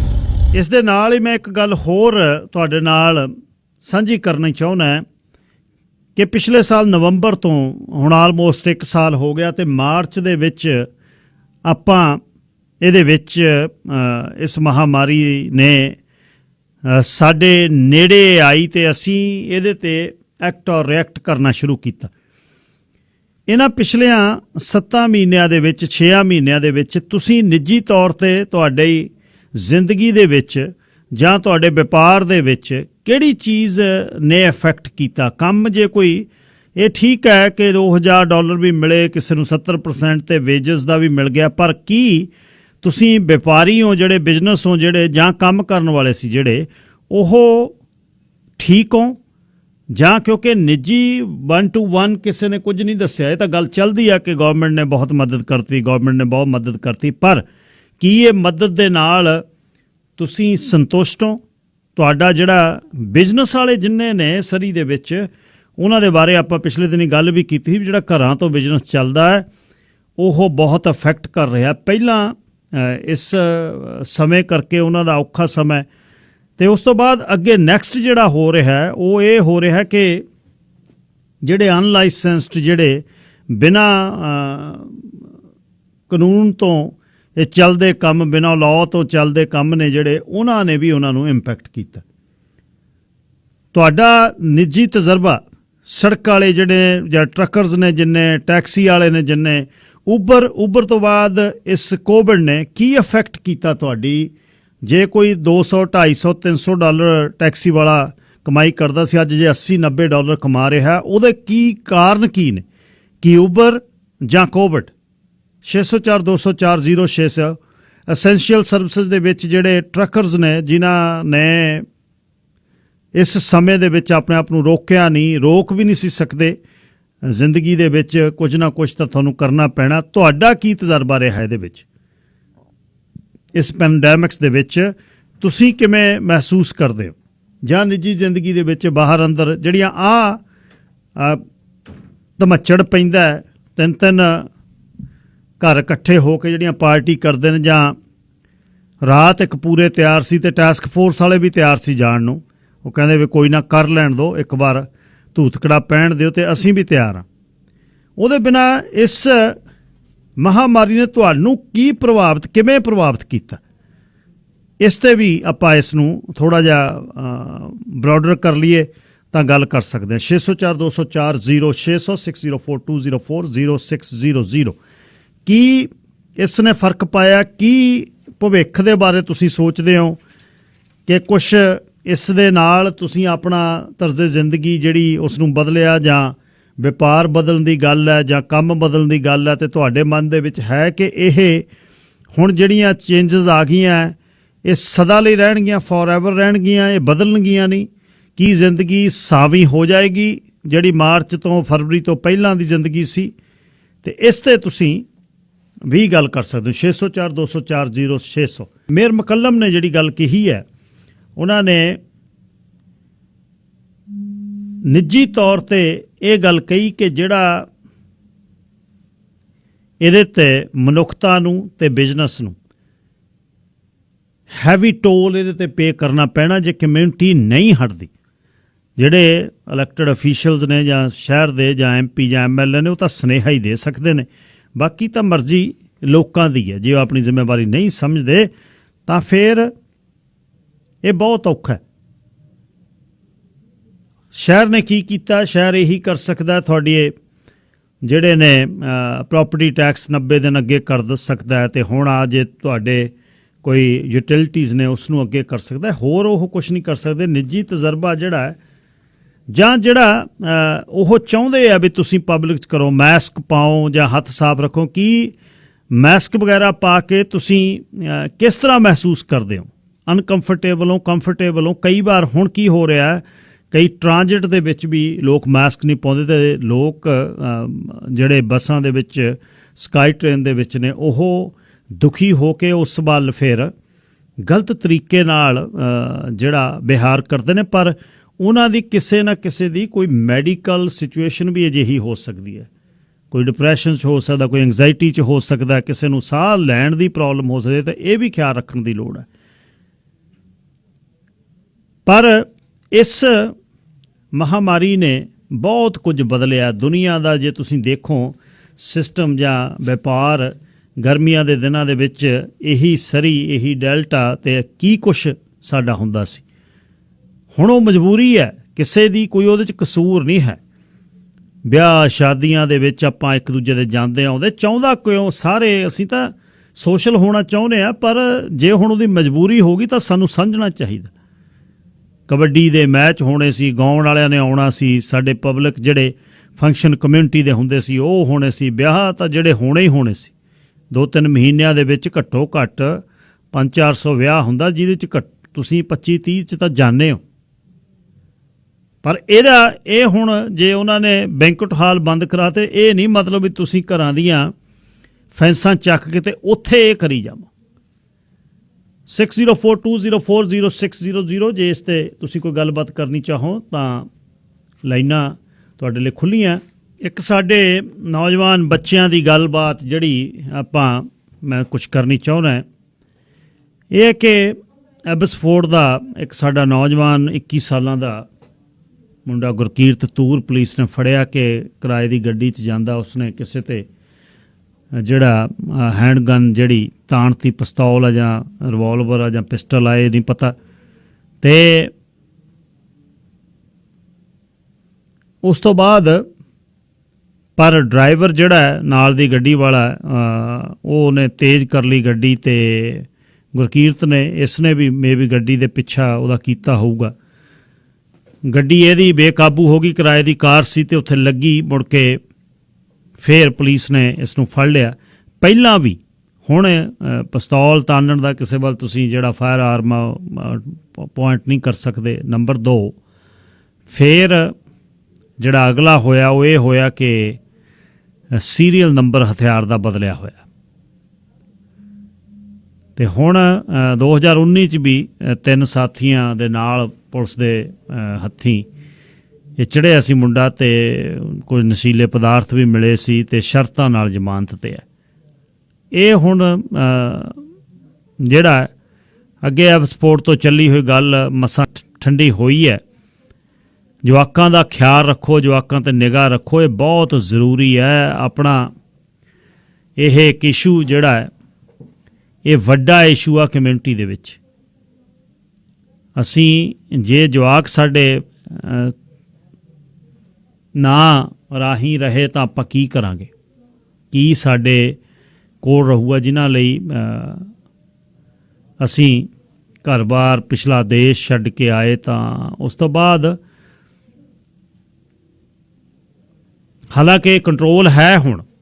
ਐਵਸਪੋਰਟ ਤੋਂ ਚੱਲੀ ਲੜਾਈ ਇਹ ਸਾਰੇ ਲੋਅਰ ਮੇਨਲੈਂਡ 'ਚ ਫੈਲੀ ਸੀ, ਅਲੱਗ-ਅਲੱਗ ਗਰੁੱਪ ਬਣੇ ਸੀ, ਪਰ ਫਿਰ ਵੀ ਜਿਹੜਾ ਕਿਤੇ ਨਾ ਕਿਤੇ ਨਾ ਹਲੇ ਸਾਡੇ ਜਵਾਕਾਂ ਨੂੰ ਜਿਨ੍ਹਾਂ ਦੇ ਕੋਲ ਦਿਸ਼ਾ ਨਹੀਂ ਹੈ ਕੋਈ, ਉੱਥੇ ਜਵਾਕ ਭਟਕ ਜਾਂਦੇ ਆ। ਇੱਦੋਂ ਉੱਪਰ ਆਪਣੇ ਕੋਲ ਕੁਝ ਨਹੀਂ ਹੈ। ਇਹਨਾਂ 'ਤੇ ਸਮਾਂ ਤੁਹਾਡਾ ਉਸ ਤੋਂ ਬਾਅਦ ਜੇ ਤੁਸੀਂ ਕੰਮ ਜਿਹੜਾ ਦਿਨ ਰਾਤ ਭੱਜ ਨੱਠ ਤੇ ਇਹਨਾਂ ਦੇ ਹਾਣ ਦੇ ਹੋ ਕੇ ਤੁਹਾਨੂੰ ਪਤਾ ਹੋਣਾ ਚਾਹੀਦਾ ਕੀ ਕਰਦੇ ਨੇ। ਕੰਪਿਊਟਰ 'ਤੇ ਬੈਠੇ ਨੇ ਉਹਦਾ ਨਹੀਂ ਹੈ। ਤੇ ਥੋੜ੍ਹਾ ਜਿਹਾ ਆਪਣੀ ਜ਼ਿੰਦਗੀ 'ਚੋਂ ਸਮਾਂ ਕੱਢੋ ਜਿੱਥੇ ਤੁਸੀਂ ਇਹਨਾਂ ਨਾਲ ਬੈਠ ਸਕੋ, ਅੱਧਾ ਘੰਟਾ ਸਮੇਂ ਸਿਰ ਆ ਸਕੋ ਘਰੇ, ਤੇ ਫਿਰ ਇਹਨੂੰ ਪੁੱਛ ਸਕੋ ਕਿਵੇਂ ਰਿਹਾ ਦਿਨ, ਤੇ ਪਰਿਵਾਰ ਇੱਕ ਜਗ੍ਹਾ 20 ਮਿੰਟ 25 ਮਿੰਟ ਬੈਠ ਕੇ ਫੋਨ ਪਰਾਂ ਰੱਖ ਕੇ ਗੱਲ ਕਰ ਸਕੇ। ਇਹ ਬਹੁਤ ਵੱਡੀ ਮੁਸ਼ਕਲ ਜਿਹੜੀ ਇੱਕ ਕਮਿਊਨਿਟੀ ਦੇ ਵਿੱਚ ਨੈਕਸਟ ਚੱਲ ਰਹੀ ਆ ਉਹ ਇਹ ਆ ਕਿ 4 ਜਣੇ ਬੈਠੇ ਤਾਂ ਹੁੰਦੇ ਆ ਫੈਮਿਲੀ ਰੂਮ 'ਚ, ਪਰ ਚਾਰੇ ਆਪਣੇ ਫੋਨਾਂ 'ਤੇ ਹੁੰਦੇ ਆ।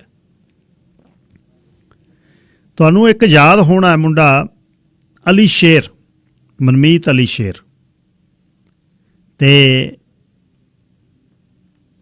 4 ਸਾਲ ਪਹਿਲਾਂ ਬਹੁਤ ਸੁਘੜ ਤੇ ਬਹੁਤ ਵਧੀਆ ਮੁੰਡੇ ਨੂੰ ਆਸਟ੍ਰੇਲੀਆ ਦੇ ਵਿੱਚ ਨਸਲੀ ਇੱਕ ਬੰਦੇ ਵੱਲੋਂ ਡਿਊਟੀ ਦੇ ਦੌਰਾਨ ਅੱਗ ਦੇ ਹਵਾਲੇ ਕਰਦੇ 4 ਵਰ੍ਹੇ ਪਹਿਲਾਂ 28 ਅਕਤੂਬਰ। ਤੇ ਉਸ ਦੇ ਪਿੰਡ ਦੇ ਵਿੱਚ ਬੜਾ ਜਿਹਾ ਤੁਹਾਨੂੰ ਉਹਦੇ ਬਾਅਦ ਰਾਜਨੀਤਿਕ ਲੋਕ ਜਾਂਦੇ ਰਹੇ ਤੇ ਸਾਰੇ ਪਹੁੰਚਦੇ ਰਹੇ। ਕਿਹੋ ਜਿਹਾ ਸਮਾਂ ਆ ਜਾਂਦਾ ਹੈ ਇਸ ਸਾਡੇ ਕੰਟਰੋਲ ਦੇ ਵਿੱਚ ਨਹੀਂ ਹੈ। ਪਰ ਮਨਮੀਤ ਅਲੀ ਸ਼ੇਰ ਨੂੰ ਅੱਜ 4 ਵਰ੍ਹੇ ਬਾਅਦ ਆਸਟ੍ਰੇਲੀਆ ਦੇ ਵਿੱਚ ਲੋਕ ਯਾਦ ਕਰ ਰਹੇ ਨੇ। 28 ਅਕਤੂਬਰ ਨੂੰ 2016 ਨੂੰ ਬਹੁਤ ਬੇਰਹਿਮੀ ਨਾਲ ਇੱਕ ਉਹਦਾ ਜਿਹੜਾ ਇੱਕ ਕਿਸਮ ਦਾ ਕਤਲ ਜਿਹੜਾ ਉਹ ਇੰਨਾ ਖਤਰਨਾਕ, ਜਿਹੜਾ ਮਰਨਾ ਤਾਂ ਬੜਾ ਔਖਾ ਹੈ ਵੈਸੇ ਹੀ, ਪਰ ਜਿਸ ਤਰ੍ਹਾਂ ਮਨਮੀਤ ਦੀ ਮੌਤ ਹੋਈ ਉਹ ਬੜੀ ਦੁਖਦਾਇਕ ਸੀ। ਸੋ ਮਨਮੀਤ ਅਲੀ ਸ਼ੇਰ ਨੂੰ ਲੋਕ ਯਾਦ ਕਰ ਰਹੇ ਨੇ, ਉਹਦੇ ਪਿੰਡ ਵੀ, ਤੇ ਉਹਦੇ ਨਾਂ ਦੀ ਇੱਕ ਕਿਤਾਬ ਜਿਹੜੀ ਹੈ ਅੱਧ ਵਾਟੇ ਸਫ਼ਰ ਦੀ ਸਿਰਜਣਾ ਮਨਮੀਤ ਅਲੀ ਸ਼ੇਰ, ਇਹ ਜਿਹੜੀ ਜਾਰੀ ਕੀਤੀ ਗਈ। ਅਮਰੀਕਾ ਵਾਲੇ ਪਾਸੇ ਜਿਹੜੀ ਵੋਟਾਂ ਦੀ ਗੱਲ ਹੈ, ਵੋਟਾਂ ਤੋਂ ਪਹਿਲਾਂ ਦੱਸਾਂ ਕਿ ਜੰਗਲੀ ਅੱਗ ਦਾ ਕਹਿਰ ਫੇਰ ਔਰੇਂਜ ਕਾਉਂਟੀ ਦੇ ਵਿੱਚ ਲੱਖ ਦੇ ਕਰੀਬ ਲੋਕਾਂ ਨੂੰ ਘਰ ਤੋਂ ਬਾਹਰ ਕੀਤਾ ਗਿਆ। ਇਰਵੀਨ ਦੇ ਏਰੀਏ ਦੇ ਵਿੱਚ ਇੰਨੀ ਵਧੀਆ ਗੋਲਡਨ ਸਟੇਟ ਦਾ ਜਿਹੜਾ ਕੰਮ ਖਰਾਬ ਹੋਇਆ ਉਹ ਬਹੁਤ ਦੁੱਖ ਦੀ ਗੱਲ ਹੈ ਕਿ ਇਸ ਸਟੇਟ ਦੇ ਵਿੱਚ ਜਿੱਥੇ ਫਸਲ ਇਸ ਵਾਰ ਅਖਰੋਟਾਂ ਦੀ, ਬਦਾਮਾਂ ਦੀ ਬਹੁਤ ਵਧੀਆ ਸੌਗੀ, ਬਹੁਤ ਵਧੀਆ ਹੋਈ ਹੈ, ਪਰ ਜੰਗਲੀ ਅੱਗਾਂ ਨੇ ਬੱਸ ਕਰਾਤੀ ਸਾਰੇ ਸਟੇਟ ਦੀ। ਜਿਉਂ ਚੱਲਿਆ ਪਿਛਲੇ 5 ਮਹੀਨੇ ਤੋਂ ਕੰਮ, ਤੇ ਪਿਛਲਾ ਸਾਲ ਵੀ ਬੜਾ 19 ਬਹੁਤ ਕਹਿਰਵਾਨ ਸੀ। ਹੁਣ ਔਰੇਂਜ ਕਾਉਂਟੀ ਜਿੱਥੇ ਸਭ ਤੋਂ ਮਹਿੰਗੇ ਘਰ ਨੇ, ਬਹੁਤ ਵਧੀਆ ਬੀਚਜ਼ ਨੇ, ਤੇ ਉਸ ਏਰੀਏ ਦੇ ਵਿੱਚ ਜੰਗਲੀ ਅੱਗ ਆ ਜਿਹੜੀ ਉਹ ਬੜੀ ਫੈਲੀ ਹੋਈ ਹੈ। ਵੋਟਾਂ ਦੀ ਗੱਲ, ਕੱਲ ਫੋਟੋਆਂ ਕੁਛ ਛਪੀਆਂ 6 ਫਾਰ ਟਰੰਪ ਦੀਆਂ। ਸਾਡਾ ਭਾਈਚਾਰਾ ਪਹਿਲਾਂ ਲੋਕਾਂ ਨੂੰ ਲੱਗਦਾ ਸੀ ਕਿ ਨਹੀਂ ਡੈਮੋਕਰੈਟਸ ਦੇ ਨਾਲ ਹੀ ਹੈ, ਪਰ ਇਹ ਨਹੀਂ ਹੈ। ਇਹ ਜਿਹੜੀ ਇਕੱਲੀ ਗੱਲ ਨਹੀਂ ਹੈ, ਕਮਿਊਨਿਟੀ ਵੰਡੀ ਹੋਈ ਹੈ। ਡੋਨਲਡ ਟਰੰਪ ਦੀ ਜਿੱਤ ਹੋਵੇਗੀ ਜਾਂ ਨਹੀਂ, ਇਹ ਬੜਾ ਪੋਲਸ ਦੇ ਹਿਸਾਬ ਦੇ ਨਾਲ ਉਹ ਜਿੱਤ ਨਹੀਂ ਰਿਹਾ, ਪਰ ਕੀ ਹਾਰ ਜਾਵੇਗਾ ਉਹ? ਗੱਲ ਇਹ ਵੀ ਨਾਲ ਹੈ ਵੀ ਕੀ ਹਾਰਨਾ ਉਹਦੇ ਲਈ ਉਹ ਐਕਸੈਪਟ ਕਰ ਲੂਗਾ? ਜਿਹੜਾ ਉਹਦਾ ਕਰੂਰਾ ਹੈ, ਉਹ ਕਰੂਰੇ ਤੋਂ ਬੜਾ ਡਰ ਲੱਗਦਾ ਲੋਕਾਂ ਨੂੰ ਵੀ ਕਿਹੋ ਜਿਹਾ ਸਮਾਂ ਆਊਗਾ, ਰੱਬ ਜਾਣਦਾ। ਜੋ ਬਾਈਡਨ ਨੇ ਬਹੁਤ ਵਧੀਆ ਇੱਕ ਕੈਂਪੇਨ ਜਿਹੜੀ ਸਾਊ ਬੰਦੇ ਵਾਂਗੂ ਲੜੀ ਹੈ, ਜਿਵੇਂ ਉਹਦਾ ਵਿਅਕਤੀਤਵ ਹੈ, ਪਰ ਪਿਛਲੀ ਜਿਹੜੀ ਡਿਬੇਟ ਹੋਈ ਹੈ, ਬਹਿਸ ਹੋਈ ਹੈ, ਉਹਦੇ 'ਤੇ ਟਰੰਪ ਵੀ ਸਾਊ ਸੀ, ਪਰ ਪਹਿਲੀ 'ਚ ਉਹਨੇ ਪਚਖਰੇ ਅੜਾਏ ਨੇ। ਅੱਜ ਜਿਹੜੀ ਵਾਸ਼ਿੰਗਟਨ ਪੋਸਟ ਦੇ ਵਿੱਚ ਪੋਲ ਦੇ ਬਾਰੇ ਸਰਵੇਖਣ ਦੇ ਵਿੱਚ ਲੋਕਾਂ ਨੇ ਜਿਹੜੇ ਡਾਇਵਰਟ ਹੋਏ ਨੇ ਟਰੰਪ ਤੋਂ, ਐਰੀਜ਼ੋਨਾ ਦੇ ਕੁਝ ਲੋਕਾਂ ਦੇ ਨਾਲ ਇੰਟਰਵਿਊ ਕੀਤੀ ਉਹਨਾਂ ਨੇ, ਉਹ ਕਹਿੰਦੇ ਅਸੀਂ ਦੋਨਾਂ ਦੇ ਵਿੱਚ ਹਿਲਰੀ ਤੇ ਟਰੰਪ ਨੂੰ ਨਹੀਂ ਅਸੀਂ ਵੋਟ ਪਾਈ, ਹਿਲਰੀ ਨੂੰ ਨਹੀਂ ਸੀ ਪਾਉਣਾ ਚਾਹੁੰਦੇ। ਕਰਪਸ਼ਨ ਤੇ ਉਸ ਦਾ ਬਾਡੀ ਲੈਂਗੁਏਜ ਤੇ ਉਹ ਲੋਕਾਂ ਦੇ ਵਿੱਚ ਰਚੀ ਨਹੀਂ, ਤੇ ਫਿਰ ਦੋਨਾਂ ਦੇ ਵਿੱਚੋਂ ਕਹਿੰਦੇ ਲੈਸਰ ਈਵਲ, ਉਹਦੇ 'ਚ ਟਰੰਪ ਨੂੰ ਅਸੀਂ ਵੋਟ ਪਾਈ ਟਰੰਪ, ਪਰ ਹੁਣ ਨਹੀਂ ਅਸੀਂ ਪਾਉਣੀ। ਹੁਣ ਉਹ ਕਹਿੰਦੇ ਜਿੱਦਣ ਜਦ ਉਸਨੇ ਇਕੱਠ ਨੂੰ ਭਾਸ਼ਣ ਦਿੱਤਾ ਉਦਣ ਹੀ ਕਹਿੰਦੇ ਸਾਡੇ ਮਨ ਬਦਲ ਗਏ। ਜਦੋਂ ਇਕੱਠ ਨੂੰ ਵੱਧ ਦਰਸਾਇਆ ਤੇ ਗਲਤ ਗੱਲ ਕੀਤੀ, ਕਹਿੰਦੇ ਉਦਣ ਹੀ ਲੱਗ ਗਿਆ ਵੀ ਇਹ ਬੰਦਾ ਝੂਠਾ ਹੈ। ਸਵਿੰਗ ਜਿਹੜੀਆਂ ਸਟੇਟਸ ਨੇ ਪੈਂਸਿਲਵੇਨੀਆ ਦੇ ਵਿੱਚ, ਓਹਾਇਓ ਦੇ ਵਿੱਚ, ਕਹਿੰਦੇ ਨੇ ਜਿਹੜਾ ਓਹਾਇਓ 'ਚ ਜਿੱਤ ਗਿਆ ਤਾਂ ਉਹ ਰਾਸ਼ਟਰਪਤੀ ਬਣ ਗਿਆ। ਇਸ ਵਾਰ ਉਸ ਸਟੇਟ ਦੇ ਵਿੱਚ ਜੋ ਬਾਈਡਨ ਦਾ ਹੱਥ ਉੱਪਰ ਹੈ। ਜੋ ਬਾਈਡਨ ਰਾਸ਼ਟਰਪਤੀ ਬਣਦੇ ਨੇ ਜਾਂ ਨਹੀਂ ਬਣਦੇ, ਇਹ ਤਾਂ ਹੁਣ 3 ਨਵੰਬਰ ਨੂੰ ਪਤਾ ਲੱਗੇਗਾ। ਪਰ ਜਿਵੇਂ ਪਿਛਲੀ ਵਾਰ ਹਨੇਰੀ ਲਿਆਂਦੀ ਹੋਈ ਸੀ ਟਰੰਪ ਨੇ, ਉਹ ਇਸ ਵਾਰ ਹੈ ਨਹੀਂ। ਉਹ ਇੱਕ ਇਸ਼ੂ ਜਿਹੜਾ ਹੈ ਉਹ ਡੈਮੋਕਰੈਟਸ ਨੂੰ ਬਲ ਦੇ ਰਿਹਾ, ਤੇ ਦੂਜੇ ਬੰਨੇ ਜਿਹੜੇ ਰਿਪਬਲਿਕਨ ਨੇ ਉਹ ਇਹ ਸੋਚਦੇ ਨੇ ਕਿ ਬਾਜੀ ਹੱਥੋਂ। ਤਾਂ ਹੁਣ ਜਿਵੇਂ ਕੱਲ੍ਹ ਫਲੋਰੀਡਾ ਦੇ ਵਿੱਚ ਗੱਲਬਾਤ ਹੋਈ, ਤਾਂ ਫਲੋਰੀਡਾ ਦੇ ਵਿੱਚ ਟਰੰਪ ਇੱਕ ਚੋਣ ਜਲਸੇ 'ਚ ਕਹਿੰਦੇ ਬਈ ਜਿਹੜੀ ਕੋਵਿਡ ਜਿਹੜਾ ਇਹ ਨੰਬਰ ਨੇ ਇਹ ਘਟ ਰਹੇ ਨੇ, ਸਰਵੇਖਣ ਇਹ ਕਹਿ ਰਿਹਾ ਸੀ, ਅੰਕੜਾ ਇਹ ਕਹਿ ਰਿਹਾ ਸੀ ਵੱਧ ਰਹੇ ਨੇ। ਆਰਥਿਕਤਾ ਤੇ ਮਹਾਮਾਰੀ ਦੋਨਾਂ ਦੇ ਵਿੱਚ ਜਿਹੜੀ ਆਰਥਿਕਤਾ ਨੂੰ ਪਹਿਲ ਦੇ ਕੇ ਜਿਹੜਾ ਸਰਪੰਚ ਉਹਨਾਂ ਨੇ ਇੱਕ ਪੈਂਤੜਾ ਲਿਆ ਸੀ, ਉਹਦੇ ਹੱਕ 'ਚ ਨਹੀਂ ਗਿਆ ਉਹ। ਇਹ ਕਹਿੰਦੇ ਸੀ ਜ਼ਰੂਰ ਲੋਕ ਵੀ ਕਿੰਨਾ ਕੁ ਚਿਰ ਯਾਰ, ਕਿੰਨਾ ਕੁ ਚਿਰ ਲੋਕ ਆਪਾਂ ਰੱਖਾਂਗੇ, ਕਿੰਨਾ ਕੁ ਚਿਰ ਇਹ ਬੰਦ ਰੱਖਾਂਗੇ। ਰਿਪਬਲਿਕਨ ਦੀ ਵੀ ਇਹੀ ਸੋਚਣੀ ਹੈ। ਕੁਛ ਮਿੱਤਰ ਨੇ ਮੇਰੇ ਕਮਿਊਨਿਟੀ ਦੇ ਵਿੱਚੋਂ ਹੀ ਵਾਸ਼ਿੰਗਟਨ ਦੇ ਵਿੱਚ, ਉਹ ਜੇ ਉਹਨਾਂ ਨੂੰ ਪੁੱਛਣਾ ਯਾਰ ਬੰਦੇ ਮਰ ਰਹੇ ਨੇ, ਕਹਿੰਦੇ ਯਾਰ ਬੰਦੇ ਤਾਂ ਹੁਣ ਮਰ ਰਹੇ ਨੇ, ਪਰ 500 ਮਿਲੀਅਨ ਤੇ 2 ਲੱਖ 500 ਮਿਲੀਅਨ ਲੋਕਾਂ ਦਾ ਭਵਿੱਖ ਹੈ ਜਿਹੜਾ, ਉਹਨੂੰ ਦਾਤ ਨਹੀਂ ਲਾ ਸਕਦੇ। ਰਿਪਬਲਿਕਨ ਸਪੋਰਟਰ ਵੀ ਉਸ ਤਰ੍ਹਾਂ ਹੀ ਸੋਚਦੇ ਜਿਸ ਤਰ੍ਹਾਂ ਟਰੰਪ ਸੋਚਦਾ। ਤੇ ਉਸਨੇ ਰੋਕਦੇ ਤਾਂ ਉਹਨੂੰ ਰਹੇ, ਪਰ ਉਹ ਰੁਕਿਆ ਨਹੀਂ ਆਪਣੇ ਵੱਲੋਂ। ਤਾਂ ਉਹਨੇ ਜੇ ਉਹਦਾ ਜ਼ੋਰ ਚੜ੍ਹਦਾ ਤਾਂ ਹੀ ਤਾਂ ਫੌਜੀ ਨੂੰ ਚਿੰਬੜਦਾ। ਫੌਜੀ ਨੂੰ ਵੀ ਇਹੀ ਡਿਜ਼ਾਸਟਰ, ਪਿਛਲੇ ਦਿਨ ਕਹਿੰਦਾ ਡਿਜ਼ਾਸਟਰ ਹੈ, ਡਿਜ਼ਾਸਟਰ ਫੌਜੀ ਨਹੀਂ ਤਾਂ ਖੋਲ ਦਿੰਦਾ, ਪਰ ਉਹਦਾ ਜ਼ੋਰ ਨਹੀਂ ਚੜ੍ਹਿਆ। ਆਪ ਸਿਹਤ ਹੁਣ ਕੀ ਸਟੇਰੋਇਡ ਤੇ ਐਂਟੀਬਾਡੀਜ਼ ਉਸ ਨੂੰ ਤਕੜਾ ਰੱਖਣਗੀਆਂ, ਸਮਾਂ ਦੱਸੇਗਾ, ਪਰ ਹਾਲੇ ਤਕੜਾ। ਜੀ ਕੁਝ ਕਾਲਰਾਂ ਨੇ ਦੱਸਿਆ ਕਿ ਫੋਨ ਲਾਈਨ ਜਦ ਤੁਸੀਂ ਟਰਾਈ ਕਰ ਰਹੇ ਹੋ ਤਾਂ ਕੋਈ ਮੁਸ਼ਕਲ ਹੈ, ਕੋਵਿਡ ਦਾ ਪੰਗਾ ਹੈ, ਟੈਕਨੀਸ਼ੀਅਨ ਸੱਦਿਆ ਪਰ ਉਹ ਕੰਮ ਕਰ ਰਹੇ ਨੇ, ਕੋਈ ਇਸ਼ੂ ਹੈ, ਵੇਖਦੇ ਹਾਂ। ਮੈਂ ਵੀ 2 ਘੰਟੇ ਹੋ ਗਏ, ਮੈਂ ਕਿਹਾ ਕੋਈ ਗੱਲਬਾਤ ਨਹੀਂ ਅੱਜ ਕਰ ਰਹੇ ਕਾਲਰ, ਕੀ ਗੱਲ ਹੋ ਗਈ। ਪਰ ਐਨੀਵੇਜ਼ ਧੰਨਵਾਦ, ਤੁਸੀਂ ਇੰਨਾ ਖਿਆਲ ਰੱਖਦੇ ਹੋ ਤੇ ਗੱਲਬਾਤ ਦੱਸਦੇ ਹੋ। ਜਿਉਂਦੇ ਵਸਦੇ ਰਹੋ। ਤੇ ਕੋਈ ਸਮਾਂ ਥੋੜ੍ਹਾ ਹੁੰਦਾ ਜਿਹੜਾ ਹੈ ਸਾਜ਼ਗਾਰ ਨਹੀਂ ਹੁੰਦਾ, ਪਰ ਕੋਈ ਗੱਲ ਨਹੀਂ, ਇਹ ਔਖੇ ਮਾੜੇ ਸਮੇਂ ਲੰਘ ਜਾਂਦੇ ਨੇ। ਮੈਂ ਤੁਹਾਨੂੰ ਦੱਸਿਆ ਸੀ ਕਿ ਥੋੜ੍ਹਾ ਜਿਹਾ ਸਾਡੇ ਬੰਦੇ ਕਈ ਢਿੱਲੇ ਹੋ ਗਏ ਤੇ ਸਟਾਫ ਵੀ ਥੋੜ੍ਹਾ ਜਿਹਾ ਠੀਕ ਨਹੀਂ ਮਹਿਸੂਸ ਕਰ ਰਿਹਾ, ਪਰ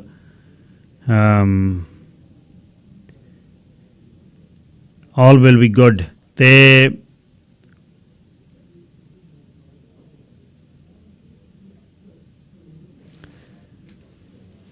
ਸੋ ਇਹ ਬੇਨਤੀ ਫੇਰ ਕਰਾਂ ਅਖੀਰ ਦੇ ਵਿੱਚ ਜਾਂਦਾ ਤੇ ਉਹ ਇਹ ਹੈ ਕਿ ਪਲੀਜ਼ ਤੇ ਪਲੀਜ਼ ਆਪਣਾ ਖਿਆਲ ਰੱਖੋ ਤੇ ਕਮਿਊਨਿਟੀ ਦਾ ਸਤਿਕਾਰਤ ਹਿੱਸਾ ਬਣ ਕੇ ਜਿੱਥੇ ਨੇਬਰਹੁੱਡ 'ਚ ਰਹਿੰਦੇ ਹੋ ਤੁਹਾਨੂੰ ਮਾਣ ਮਿਲੇ, ਇਹ ਜ਼ਰੂਰੀ ਹੈ।